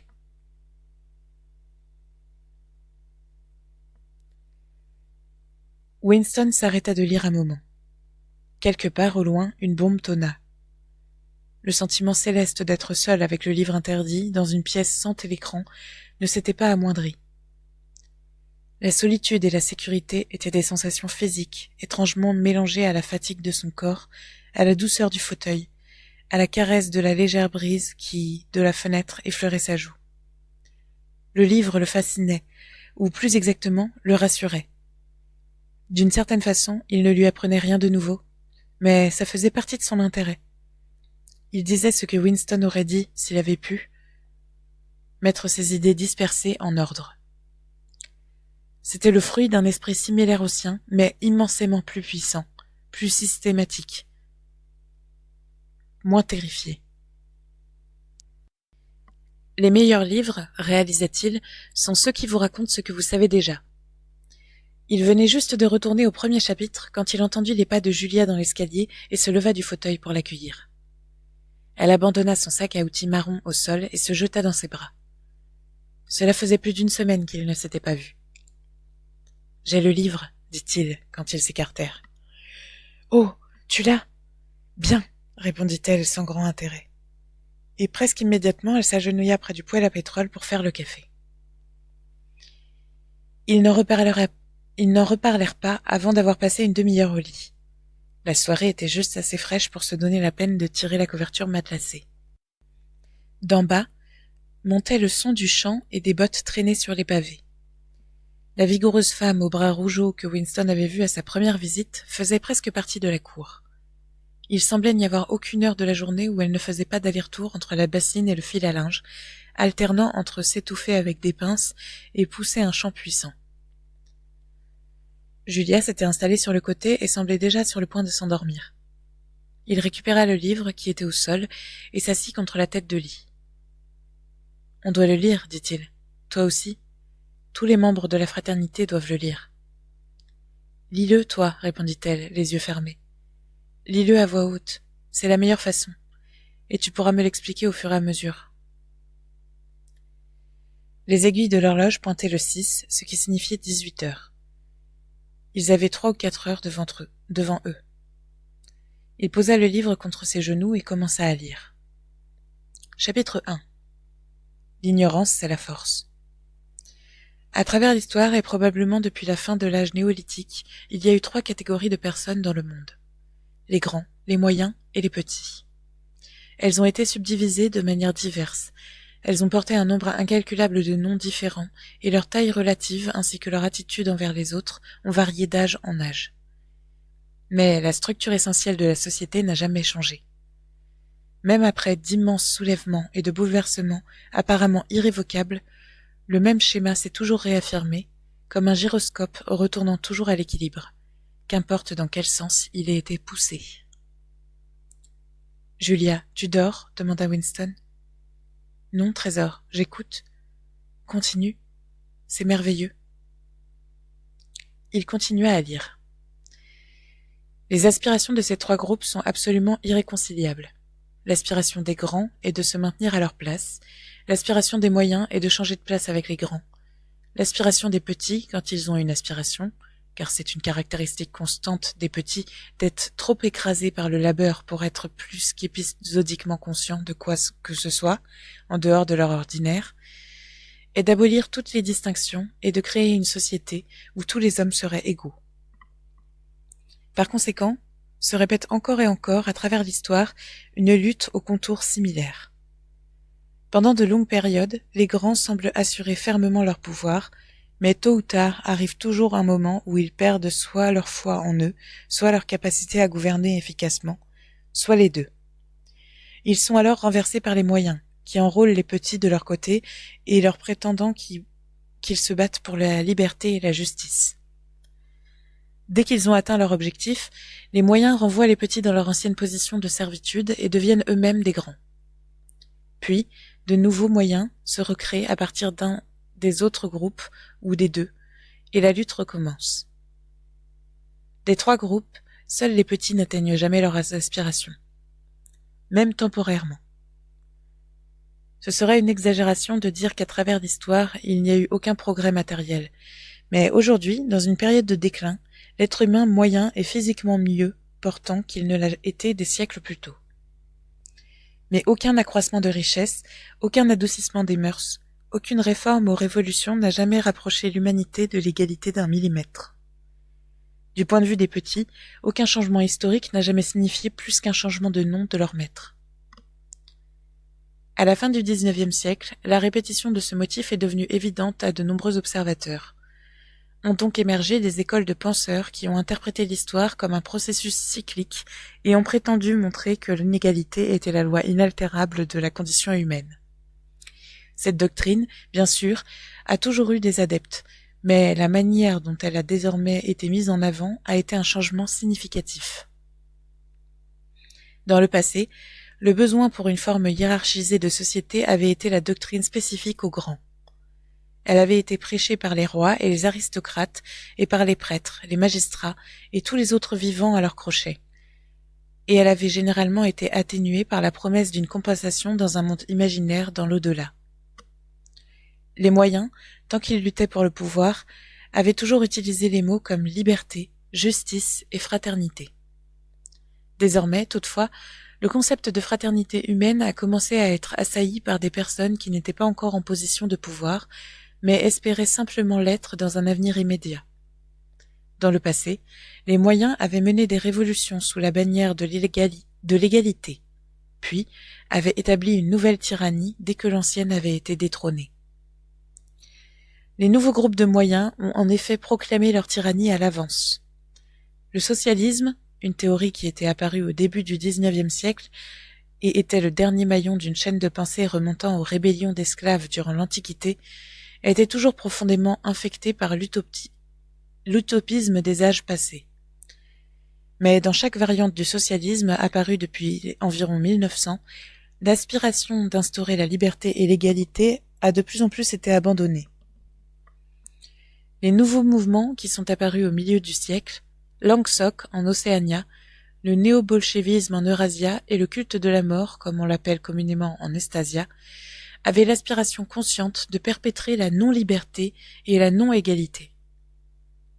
Ces nouveaux mouvements, bien sûr, sont nés des anciens et ont eu tendance à conserver leur nom et à travestir leur idéologie. Mais leur but à tous était d'arrêter le progrès et de figer l'histoire à un moment voulu. Le balancement familier du pendule aurait encore lieu une fois, puis s'arrêterait. Comme d'habitude, les grands seraient remplacés par les moyens, qui deviendraient alors les grands. Mais cette fois, par une stratégie consciente, les grands seraient en mesure de conserver leur position indéfiniment. Les nouvelles doctrines ont en partie émergé à cause de l'accumulation de connaissances historiques et l'accroissement du sens de l'histoire, qui avait rarement existé avant le XIXe siècle. Le mouvement cyclique de l'histoire est maintenant devenu intelligible, ou a semblé l'être, et s'il est intelligible, il a peut-être été altéré. Mais la raison principale et intrinsèque a été que, dès le début du XXe siècle, l'égalité humaine était devenue techniquement possible. Il était toujours vrai que les hommes n'étaient pas égaux dans leurs talents innés et que les fonctions devaient être spécialisées de façon à favoriser certains individus plutôt que d'autres. Mais il n'y a plus eu de réel besoin pour les distinctions de classe ou de grandes différences de richesse. Aux âges précédents, les distinctions de classe avaient non seulement été inévitables, mais aussi désirables. L'inégalité avait été le prix de la civilisation. Avec le développement de la production mécanisée, néanmoins, la donne avait changé.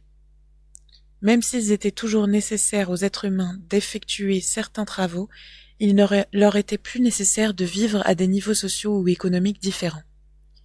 En conséquence, du point de vue des nouveaux groupes sur le point de prendre le pouvoir, l'égalité humaine n'a plus été un idéal à poursuivre, mais un danger à prévenir.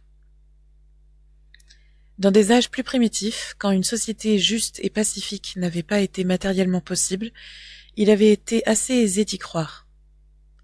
L'idée d'un paradis terrestre où les hommes vivraient ensemble dans une totale fraternité, sans loi et sans labeur avilissant, a hanté l'imagination humaine pendant des millénaires. Et cette vision avait eu une certaine emprise, même sur les groupes qui avaient réellement profité de chaque changement historique. Les héritiers des révolutions françaises, anglaises et américaines avaient en partie cru en leurs propres phrases au sujet des droits de l'homme, de la liberté de parole, de l'égalité devant la loi, et tout le reste, et les avaient même laissés dans une certaine mesure influencer leur conduite. Mais à la 4e décennie du XXe siècle, tous les principaux courants de pensée politique sont devenus autoritaires. Le paradis terrestre a été discrédité au moment même où il est devenu réalisable.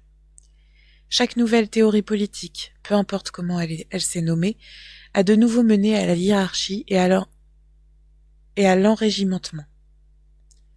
Et avec l'assombrissement général des espoirs qui s'est installé aux environs de 1930, des pratiques qui avaient depuis longtemps été abandonnées dans certains cas depuis des siècles, emprisonnement sans procès, utilisation des prisonniers de guerre comme esclaves, exécution publique, torture pour obtenir des confessions, utilisation d'otages et déportation de populations entières, sont devenues non seulement à nouveau banales, mais sont tolérées et même défendues par les personnes se considérant comme éclairées et progressistes.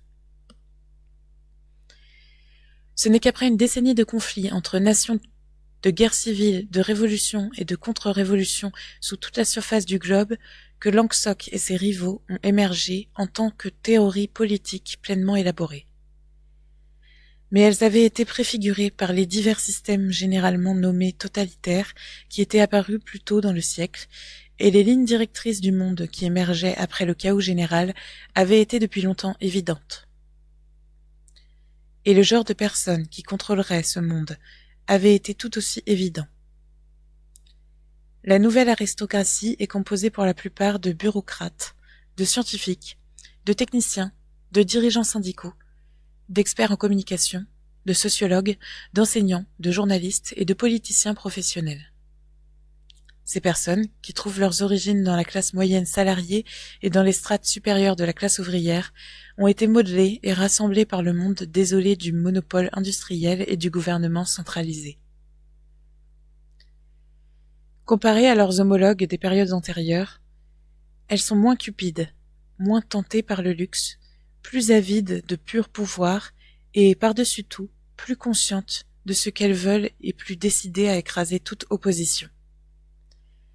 Cette dernière différence a été primordiale.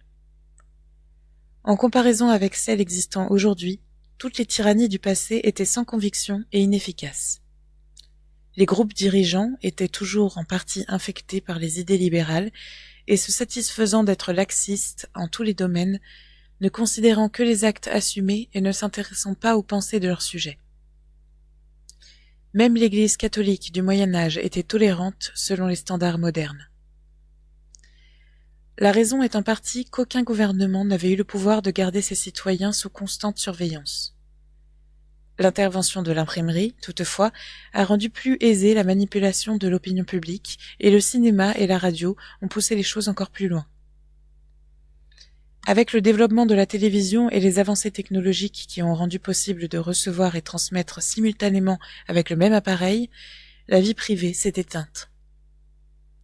Chaque citoyen, ou du moins chaque citoyen assez important pour être surveillé, peut être scruté 24 heures sur 24 par les yeux de la police et abreuvé de la propagande officielle, tous les canaux de communication étant bannis.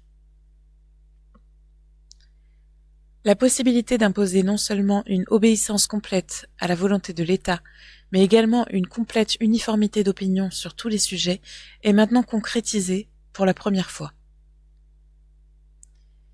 Après la période révolutionnaire des années 50 et 60, la société s'est recomposée, comme toujours, en grands, moyens et petits.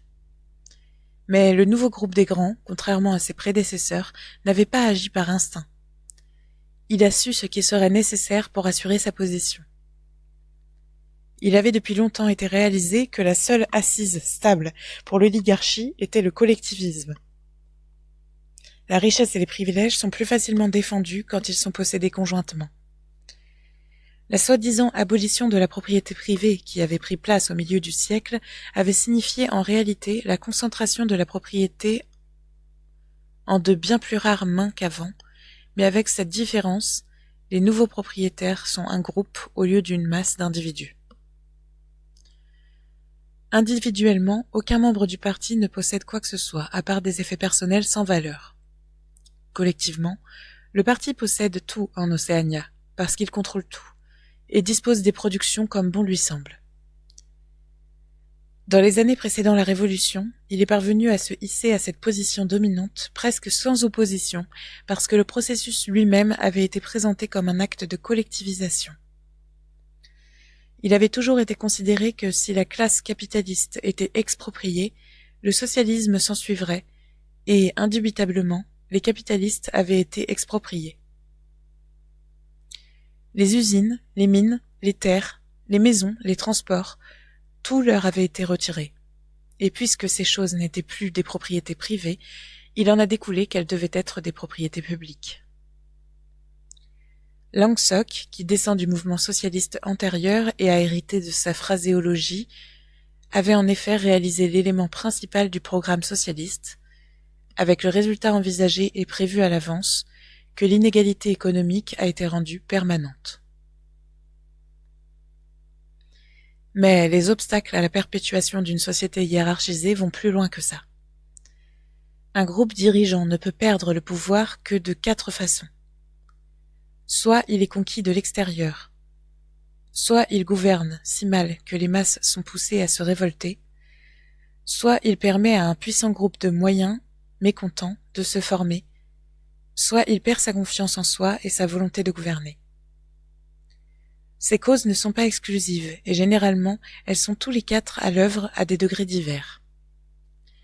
Une classe dirigeante qui se prémunirait de toutes resterait au pouvoir indéfiniment. Le facteur déterminant, au final, est l'attitude mentale de la classe dirigeante elle-même. Depuis le milieu du siècle présent, le premier danger a en réalité disparu. Chacun des 3 pouvoirs qui divisent maintenant le monde est en effet invincible, et ne pourrait cesser de l'être que par de lents changements démographiques qu'un gouvernement tout-puissant peut facilement empêcher. Le second danger est également théorique. Les masses ne se révoltent jamais d'elles-mêmes, et elles ne se révoltent jamais uniquement parce qu'elles sont oppressées. En effet, tant qu'il ne leur est pas permis d'avoir des points de comparaison, elles ne prennent même pas conscience de leur oppression.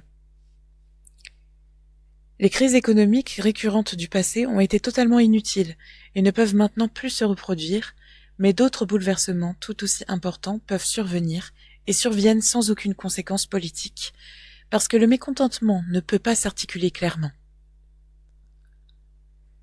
Quant au problème de surproduction qui a été intrinsèque à notre société depuis le développement de la technique mécanique, il est résolu par le truchement de la guerre permanente, voire le chapitre 3, qui est aussi utile pour accorder le moral public au ton nécessaire.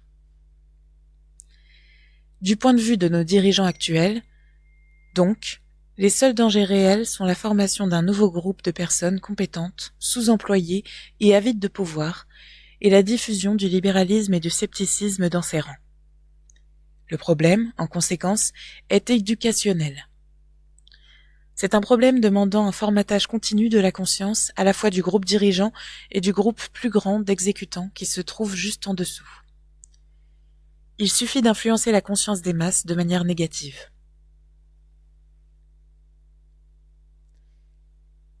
Étant donné cette description, on pourrait en déduire, si on ne la connaissait pas déjà, la structure générale de la société d'Océania. Au sommet de la pyramide se trouve Tonton. Tonton est infaillible et tout-puissant. Chaque succès, chaque réalisation, chaque victoire, chaque découverte scientifique, chaque connaissance, chaque sagesse, chaque joie, chaque mérite sont attribués directement à sa direction et à son inspiration. Personne n'a jamais vu Tonton. Il est le visage sur les affiches, la voix dans le télécran. Nous pouvons être raisonnablement certains qu'il ne mourra jamais, et il y a déjà une incertitude considérable sur sa date de naissance. Tonton est l'habit dans lequel se glisse ce parti pour se présenter au monde. Sa fonction est d'agir comme le point focal de l'amour, de la peur et de la vénération, des émotions qu'il est plus aisé de ressentir pour une personne que pour une organisation. En dessous de Tonton vient le parti intérieur, dont le nombre est limité à 6 millions, soit un peu moins de 2% de la population d'Océania. Sous le parti intérieur vient le parti extérieur, que l'on pourrait considérer, si le parti intérieur est le cerveau, comme les mains. En dessous vient la masse imbécile que l'on appelle habituellement les prolos, regroupement peut-être 95% de la population. Selon les termes de notre précédente classification, les prolos sont les petits. Les populations esclaves des territoires équatoriaux, qui passent constamment de conquérant en conquérant, ne sont pas une partie permanente ou nécessaire de la structure. En principe, l'appartenance à chacun de ces trois groupes n'est pas héréditaire. Un enfant de parents membres du parti intérieur n'est en théorie pas né dans le parti intérieur. L'intégration dans l'une ou l'autre des branches du parti se fait par un examen passé à l'âge de 16 ans. Il n'y a non plus aucune discrimination raciale ou aucune domination prononcée d'une province sur une autre. On trouve des Juifs, des Noirs, des Sud-Américains, de pure lignée indienne au plus haut rang du parti, et les administrateurs d'une région sont toujours nommés parmi ses habitants. Les habitants n'ont nulle part en Océania l'impression d'être une population colonisée, gouvernée depuis une capitale lointaine. Océania n'a pas de capitale, et sa figure tutélaire est une personne dont la localisation est inconnue. À part que l'anglais est sa langue principale, et que la nouvelle langue est sa langue officielle, il est complètement décentralisé. Ses dirigeants ne sont pas unis par des lignes de sang, mais par l'adhésion à une doctrine commune. Il est vrai que notre société est stratifiée, très rigidement stratifiée, selon ce qui semble à première vue à des lignes héréditaires. Il y a bien moins de va-et-vient entre les différents groupes que pendant le capitalisme ou même à l'âge pré-industriel. Il y a entre les deux branches du parti un certain nombre d'alternances, mais uniquement pour exclure les faibles du parti intérieur et pour neutraliser les membres ambitieux du parti extérieur en leur permettant de s'élever. Les prolétaires, en pratique, ne sont pas autorisés à postuler dans le parti. Les plus doués parmi eux, qui pourraient possiblement devenir des noyaux de mécontentement, sont simplement ciblés par la police des pensées et éliminés. Mais cet état des choses n'est pas nécessairement permanent, et n'est pas non plus une question de principe. Le parti n'est pas une classe à l'ancien sens du mot.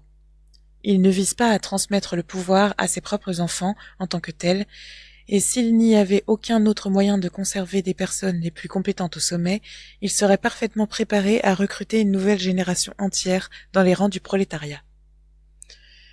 Aux années cruciales, le fait que le parti n'était pas encore héréditaire a fait beaucoup plus pour neutraliser l'opposition.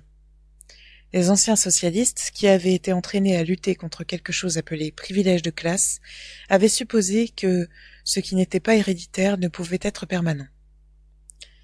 Ils n'avaient pas vu que la continuité d'une oligarchie n'avait pas besoin d'être physique, et ils n'avaient pas pris le temps de réaliser que les aristocraties héréditaires avaient toujours été de courte durée, alors que les organisations ouverte, comme l'Église catholique, avait parfois duré pendant des centaines, voire des milliers d'années. L'existence du règne oligarchique n'est pas l'héritage de père en fils, mais la persistance d'une certaine vision du monde et d'un certain mode de survie imposé par les morts pour les vivants. Un groupe dirigeant ne l'est que tant qu'il peut nommer ses successeurs. Le parti ne veut pas perpétuer son sang. Le parti veut se perpétuer lui-même. Qu'il exerce le pouvoir n'est pas important tant que la structure hiérarchique reste toujours la même. Toutes les croyances, habitudes, préférences, émotions, attitudes mentales qui caractérisent notre temps sont généralement conçues pour maintenir la mystique du parti et empêcher la vraie nature de la société actuelle d'être perçue. La rébellion physique ou tout mouvement préliminaire vers la rébellion est à présent impossible. Il n'y a rien à craindre des prolétaires. Abandonnés à eux-mêmes, ils se maintiendront de génération en génération et de siècle en siècle, travaillant, se reproduisant et mourant, non seulement sans aucune envie de se rebeller, mais également sans pouvoir comprendre que le monde pourrait être différent. Il ne pourrait devenir dangereux que si les avancées techniques de l'industrie rendaient nécessaire de plus les éduquer. Mais puisque la compétition militaire et commerciale n'est plus importante, le niveau d'éducation populaire est en réalité en baisse. Quelles opinions tiennent ou ne tiennent pas les masses est considéré avec indifférence. On peut leur donner la liberté intellectuelle puisqu'ils n'ont aucun intellect. Chez un membre du parti, au contraire, la moindre déviance d'opinion sur un sujet le plus insignifiant ne peut être tolérée.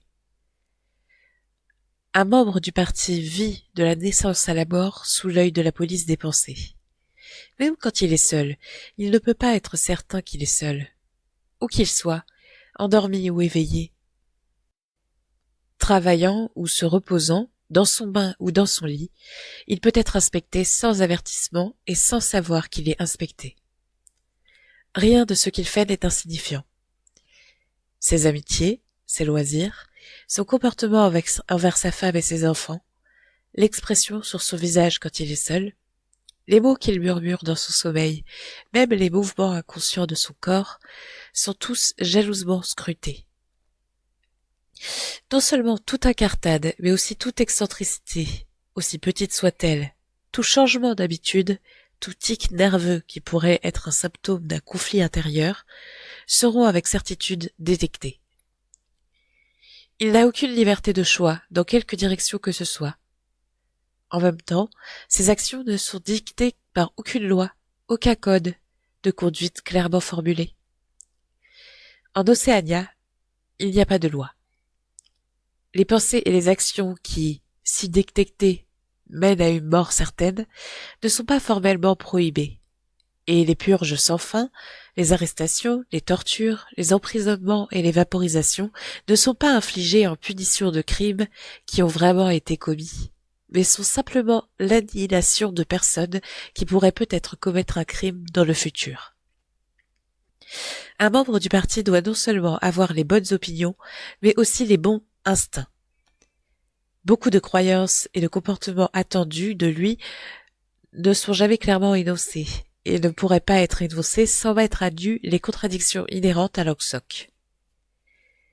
S'il est une personne naturellement orthodoxe, en nouvelle langue un bon penseur, il saura, en toutes circonstances, sans y réfléchir, quelle est la croyance véritable ou l'émotion désirable. Mais, de toute façon, un entraînement mental complexe, subi pendant l'enfance et regroupé autour des mots de nouvelle langue, stop crime, noir-blanc et double pense, le rend réticent et incapable de réfléchir trop profondément à n'importe quel sujet. Un membre du parti est supposé n'avoir aucune émotion privée et aucune pénurie d'enthousiasme. Il est supposé vivre dans une frénésie permanente de haine des ennemis étrangers et des traîtres de l'intérieur, de triomphalisme lors des victoires et d'humilité pendant le pouvoir et la sagesse du parti. Les mécontentements produits par son existence rude et frustrante sont délibérément extériorisés et dissipés par les mécanismes comme les 2 minutes de haine, et les questionnements qui pourraient faire naître un comportement sceptique ou rebelle sont tués par avance par une discipline intérieure acquise très tôt. La première et la plus simple étape de cette discipline, qui peut être apprise même aux plus jeunes enfants, s'appelle en nouvelle langue stop crime. Stop crime désigne la faculté de couper court, comme par instinct, à tout commencement de pensée dangereuse. Cela inclut le pouvoir de ne pas saisir les analogies, d'échouer à percevoir les erreurs de logique, de mal comprendre les arguments les plus simples, s'ils sont hostiles à Langsock, et d'être ennuyé ou repoussé par tout cheminement de pensée qui mènerait dans une direction hérétique. Stop crime désigne, en 2 mots, une stupidité protectrice. Mais la stupidité n'est pas suffisante. Au contraire, l'orthodoxie dans son sens entier demande un contrôle sur ses propres processus mentaux aussi complet que celui d'un contorsionniste sur son corps. La société d'Océania repose entièrement sur la croyance que Tonton est omnipotent et que le parti est infaillible. Mais puisqu'en réalité Tonton n'est pas omnipotent et que le parti n'est pas infaillible, il y a besoin d'une flexibilité infatigable et permanente dans le traitement des faits. Le mot-clé ici est noir-blanc. Comme beaucoup de mots de nouvelle langue, ce mot a 2 significations mutuellement contradictoires. Appliqué à un opposant, il désigne l'habitude de prétendre sans honte que noir est blanc, en contradiction avec les faits. Appliqué à un membre du parti, il désigne une volonté loyale de dire que noir est blanc quand la discipline du parti le requiert. Mais il désigne aussi la faculté de croire que noir est blanc, et plus encore de savoir que noir est blanc, et d'oublier que l'on a un jour pensé le contraire. Cela demande une altération continue du passé, rendue possible par le système de pensée qui inclut réellement tout le reste et qui est connu en nouvelle langue en tant que double pense. Cette altération du passé est nécessaire pour 2 raisons, dont l'une est subsidiaire et, pourrait-on dire, préventive. La raison subsidiaire est qu'un membre du parti, comme un prolétaire, tolère les conditions du présent, en partie parce qu'il n'a aucun point de comparaison. Il doit être coupé du passé comme il doit être coupé des pays étrangers, parce qu'il lui est essentiel de croire qu'il vit mieux que ses ancêtres et que le niveau moyen de confort matériel est en constante augmentation. Mais la raison de loin la plus importante pour ce réajustement du passé est le besoin de garantir l'infaillibilité du parti. Les discours, les statistiques et les archives de toutes sortes ne doivent pas simplement être constamment mises à jour pour montrer que les prédictions du parti étaient justes. Aucun changement de doctrine ou d'alignement politique ne peut non plus jamais être admis. Changer d'avis, ou même de politique, est un aveu de faiblesse.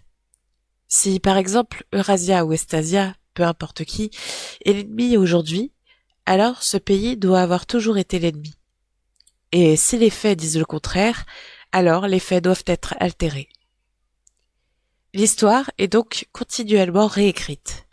Cette falsification permanente du passé, réalisée par le ministère de la Vérité, est aussi nécessaire à la stabilité du régime que le travail de répression et d'espionnage réalisé par le ministère de l'Amour. Cette malléabilité du passé est le principe central de Langsock. Les événements passés, est-il soutenu, n'ont aucune existence objective, mais survivent uniquement dans les archives écrites et les mémoires humaines. Le passé n'est que ce sur quoi les archives et les mémoires s'accordent. Et puisque le parti contrôle pleinement les archives et contrôle tout aussi pleinement les esprits de ses membres, il en découle que le passé est ce que le parti doit choisir d'en faire. Il en découle également que si le passé est altérable, il ne l'a jamais été. Puisque quand il a été recréé sous la forme nécessaire à un instant donné, cette nouvelle version est devenue le passé, et aucun passé différent ne peut avoir jamais existé. Cela reste vrai, même quand, comme souvent, le même événement doit être modifié au-delà de toute vraisemblance plusieurs fois dans la même année. À chaque instant, le parti est en possession de la vérité absolue, et assurément, l'absolu ne peut pas avoir été différent de ce qu'il est maintenant. nous verrons que ce contrôle du passé dépend par-dessus tout de l'entraînement de la mémoire. S'assurer que toutes les archives écrites s'accordent à l'orthodoxie du moment est un simple acte mécanique. Mais il est souvent aussi nécessaire de se souvenir que les événements se sont déroulés de la façon demandée. Et s'il est nécessaire de réarranger les mémoires ou de falsifier des archives écrites, il est donc nécessaire d'oublier qu'on l'a fait. L'astuce pour y parvenir peut être apprise comme n'importe quelle autre technique mentale. Elle est apprise par la majorité des membres du parti et certainement par tous ceux qui sont à la fois intelligents et orthodoxes. En vieux langue, on l'appelle, avec franchise, contrôle de la réalité. En nouvelle langue, on l'appelle double pense. Bien que double pense signifie bien plus en soi. Double pense désigne le pouvoir de croire simultanément en deux opinions contradictoires et de les accepter toutes les deux. Un intellectuel du parti sait dans quelle direction sa mémoire doit être altérée. Il sait donc qu'il s'arrange avec la réalité, mais par l'exercice du double pense, il se satisfait aussi que la réalité n'est pas violée. Le processus doit être conscient ou il ne serait pas réalisé avec suffisamment de précision. Mais il doit aussi être inconscient ou il produirait un sentiment de fausseté et donc de culpabilité. Le double pense repose au cœur de l'Angsoc, puisque l'acte essentiel du parti est d'utiliser la tromperie consciente tout en conservant la solidité des objectifs qui vont avec une honnêteté totale. Énoncer délibérément les mensonges, tout en les croyant sincèrement. Oublier tout fait devenu gênant, puis, quand il devient à nouveau essentiel, le ramener de l'oubli le temps nécessaire. Nier l'existence de la réalité objective tout en prenant en compte la réalité que l'on nie, tout ça est d'une nécessité indispensable. Même en utilisant le mot double pense, il est nécessaire de faire appel au double pense. Car en utilisant ce mot, on admet que l'on falsifie la réalité.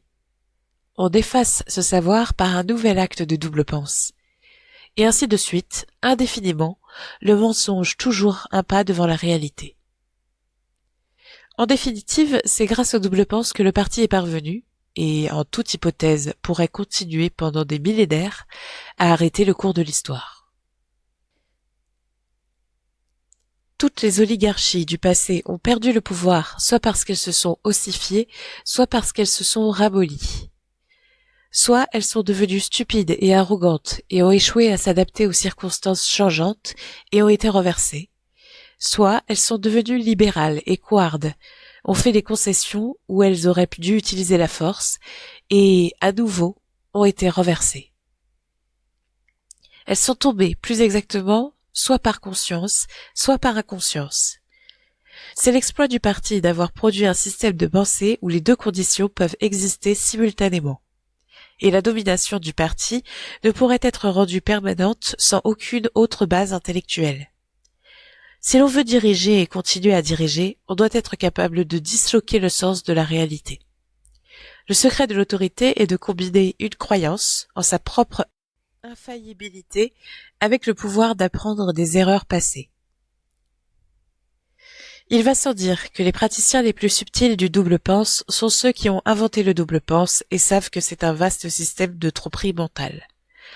Dans notre société, ceux qui ont la plus grande connaissance de ce qu'il se passe sont aussi ceux qui sont le plus loin de voir le monde tel qu'il est. En général, l'illusion est proportionnelle à la compréhension.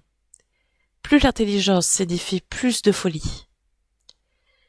Une illustration claire de ceci est le fait de l'hystérie guerrière augmente en intensité à mesure que l'on gravit l'échelle sociale. Ceux dont l'attitude envers la guerre est la plus proche de la raison sont les peuples assujettis des territoires disputés. À ces peuples, la guerre est simplement une calamité continue qui va et vient sur leur corps comme la marée. Quel camp gagne leur rapporte peu. Ils sont conscients qu'un changement de suzerain signifie simplement qu'ils feront le même travail qu'avant pour de nouveaux maîtres qui les traiteront de la même manière que les précédents. Les travailleurs légèrement favorisés, que nous appelons les prolos, ne sont que par intermittence conscients de la guerre. Quand c'est nécessaire, ils peuvent être exhortés à une frénésie de guerre et de haine, mais laissés à eux-mêmes, ils sont capables d'oublier pendant de longues périodes que la guerre a lieu. C'est dans les rangs du parti, et par-dessus tout du parti intérieur, que l'on trouve le réel engouement guerrier.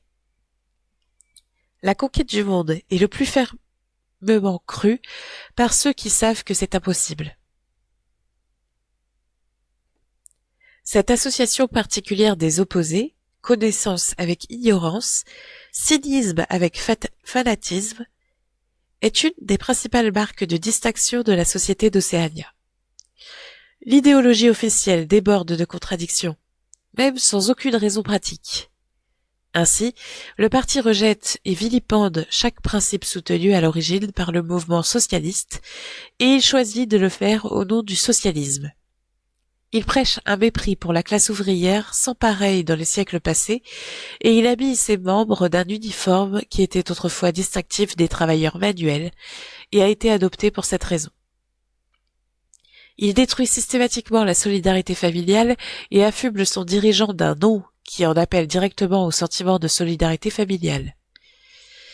Même les noms des 4 ministères qui nous gouvernent exhibent une sorte d'impudeur dans leur inversion délibérée des faits. Le ministère de la paix s'occupe de la guerre, le ministère de la vérité des mensonges, le ministère de l'amour de la torture et le ministère de l'abondance de la famine. Ces contradictions ne sont pas accidentelles et ne résultent pas non plus d'une hypocrisie ordinaire. Elles sont des exercices délibérés de double pense. Car ce n'est qu'en réconciliant les contradictions que le pouvoir peut être conservé indéfiniment. L'ancien cycle ne peut être brisé d'aucune autre façon. Si l'égalité humaine doit être empêchée à jamais, si les grands, comme nous les avons appelés, doivent garder leur place perpétuellement, alors la condition mentale prédominante doit être une folie contrôlée. Mais il y a une question que nous avons jusqu'ici presque ignorée. Pourquoi l'égalité humaine devrait-elle être empêchée ? En supposant que les mécanismes du processus ont été justement décrits, quel est le motif de cet effort énorme et minutieusement préparé pour figer l'histoire à un certain moment dans le temps ? Nous touchons ici au secret central. Comme nous l'avons vu, la mystique du parti et par-dessus tout celle du parti intérieur repose sur le double pense. Mais plus profondément se trouve le mobile originel, l'instinct jamais questionné qui a amené tout d'abord à la prise du pouvoir et a produit le double pense, la police des pensées, la guerre permanente et toute l'attirail nécessaire qui a émergé par la suite. Ce mobile consiste en réalité... Winston prit conscience du silence, comme on prend conscience d'un nouveau son. Il lui sembla que Julia avait été très immobile depuis un certain temps. Elle était allongée sur le côté, le torse nu, la joue reposant sur sa main, et une mèche noire traversant ses yeux. La respiration était lente et régulière. « Julia !» Pas de réponse. « Julia, tu dors ?» Pas de réponse. Elle dormait. Il ferma le livre, le posa délicatement au sol, s'allongea et tira la couverture sur eux deux. Il n'avait toujours pas, songea-t-il, appris le secret ultime. Il comprenait comment. Il ne comprenait pas pourquoi. Le chapitre 1, comme le chapitre 3, ne lui avait rien appris qu'il ne connût déjà. Il avait simplement systématisé la connaissance qu'il possédait déjà. Mais après sa lecture, il savait mieux que jamais qu'il n'était pas fou. Être en minorité, même une minorité de 1, ne faisait pas de vous un fou. Il y avait la vérité et la non-vérité. Et si vous vous accrochiez à la vérité, même contre le monde entier, vous n'étiez pas fou. Un rayon orangé du soleil couchant entrait depuis la fenêtre et traversait l'oreiller. Il ferma ses yeux. Le soleil sur son visage et le doux corps de la fille touchant le sien lui donna un sentiment puissant, ensommeillé, confiant. Il était en sécurité, tout allait bien. Il s'endormit en murmurant « La raison n'est pas la statistique », avec le sentiment que cette remarque contenait une sagesse profonde.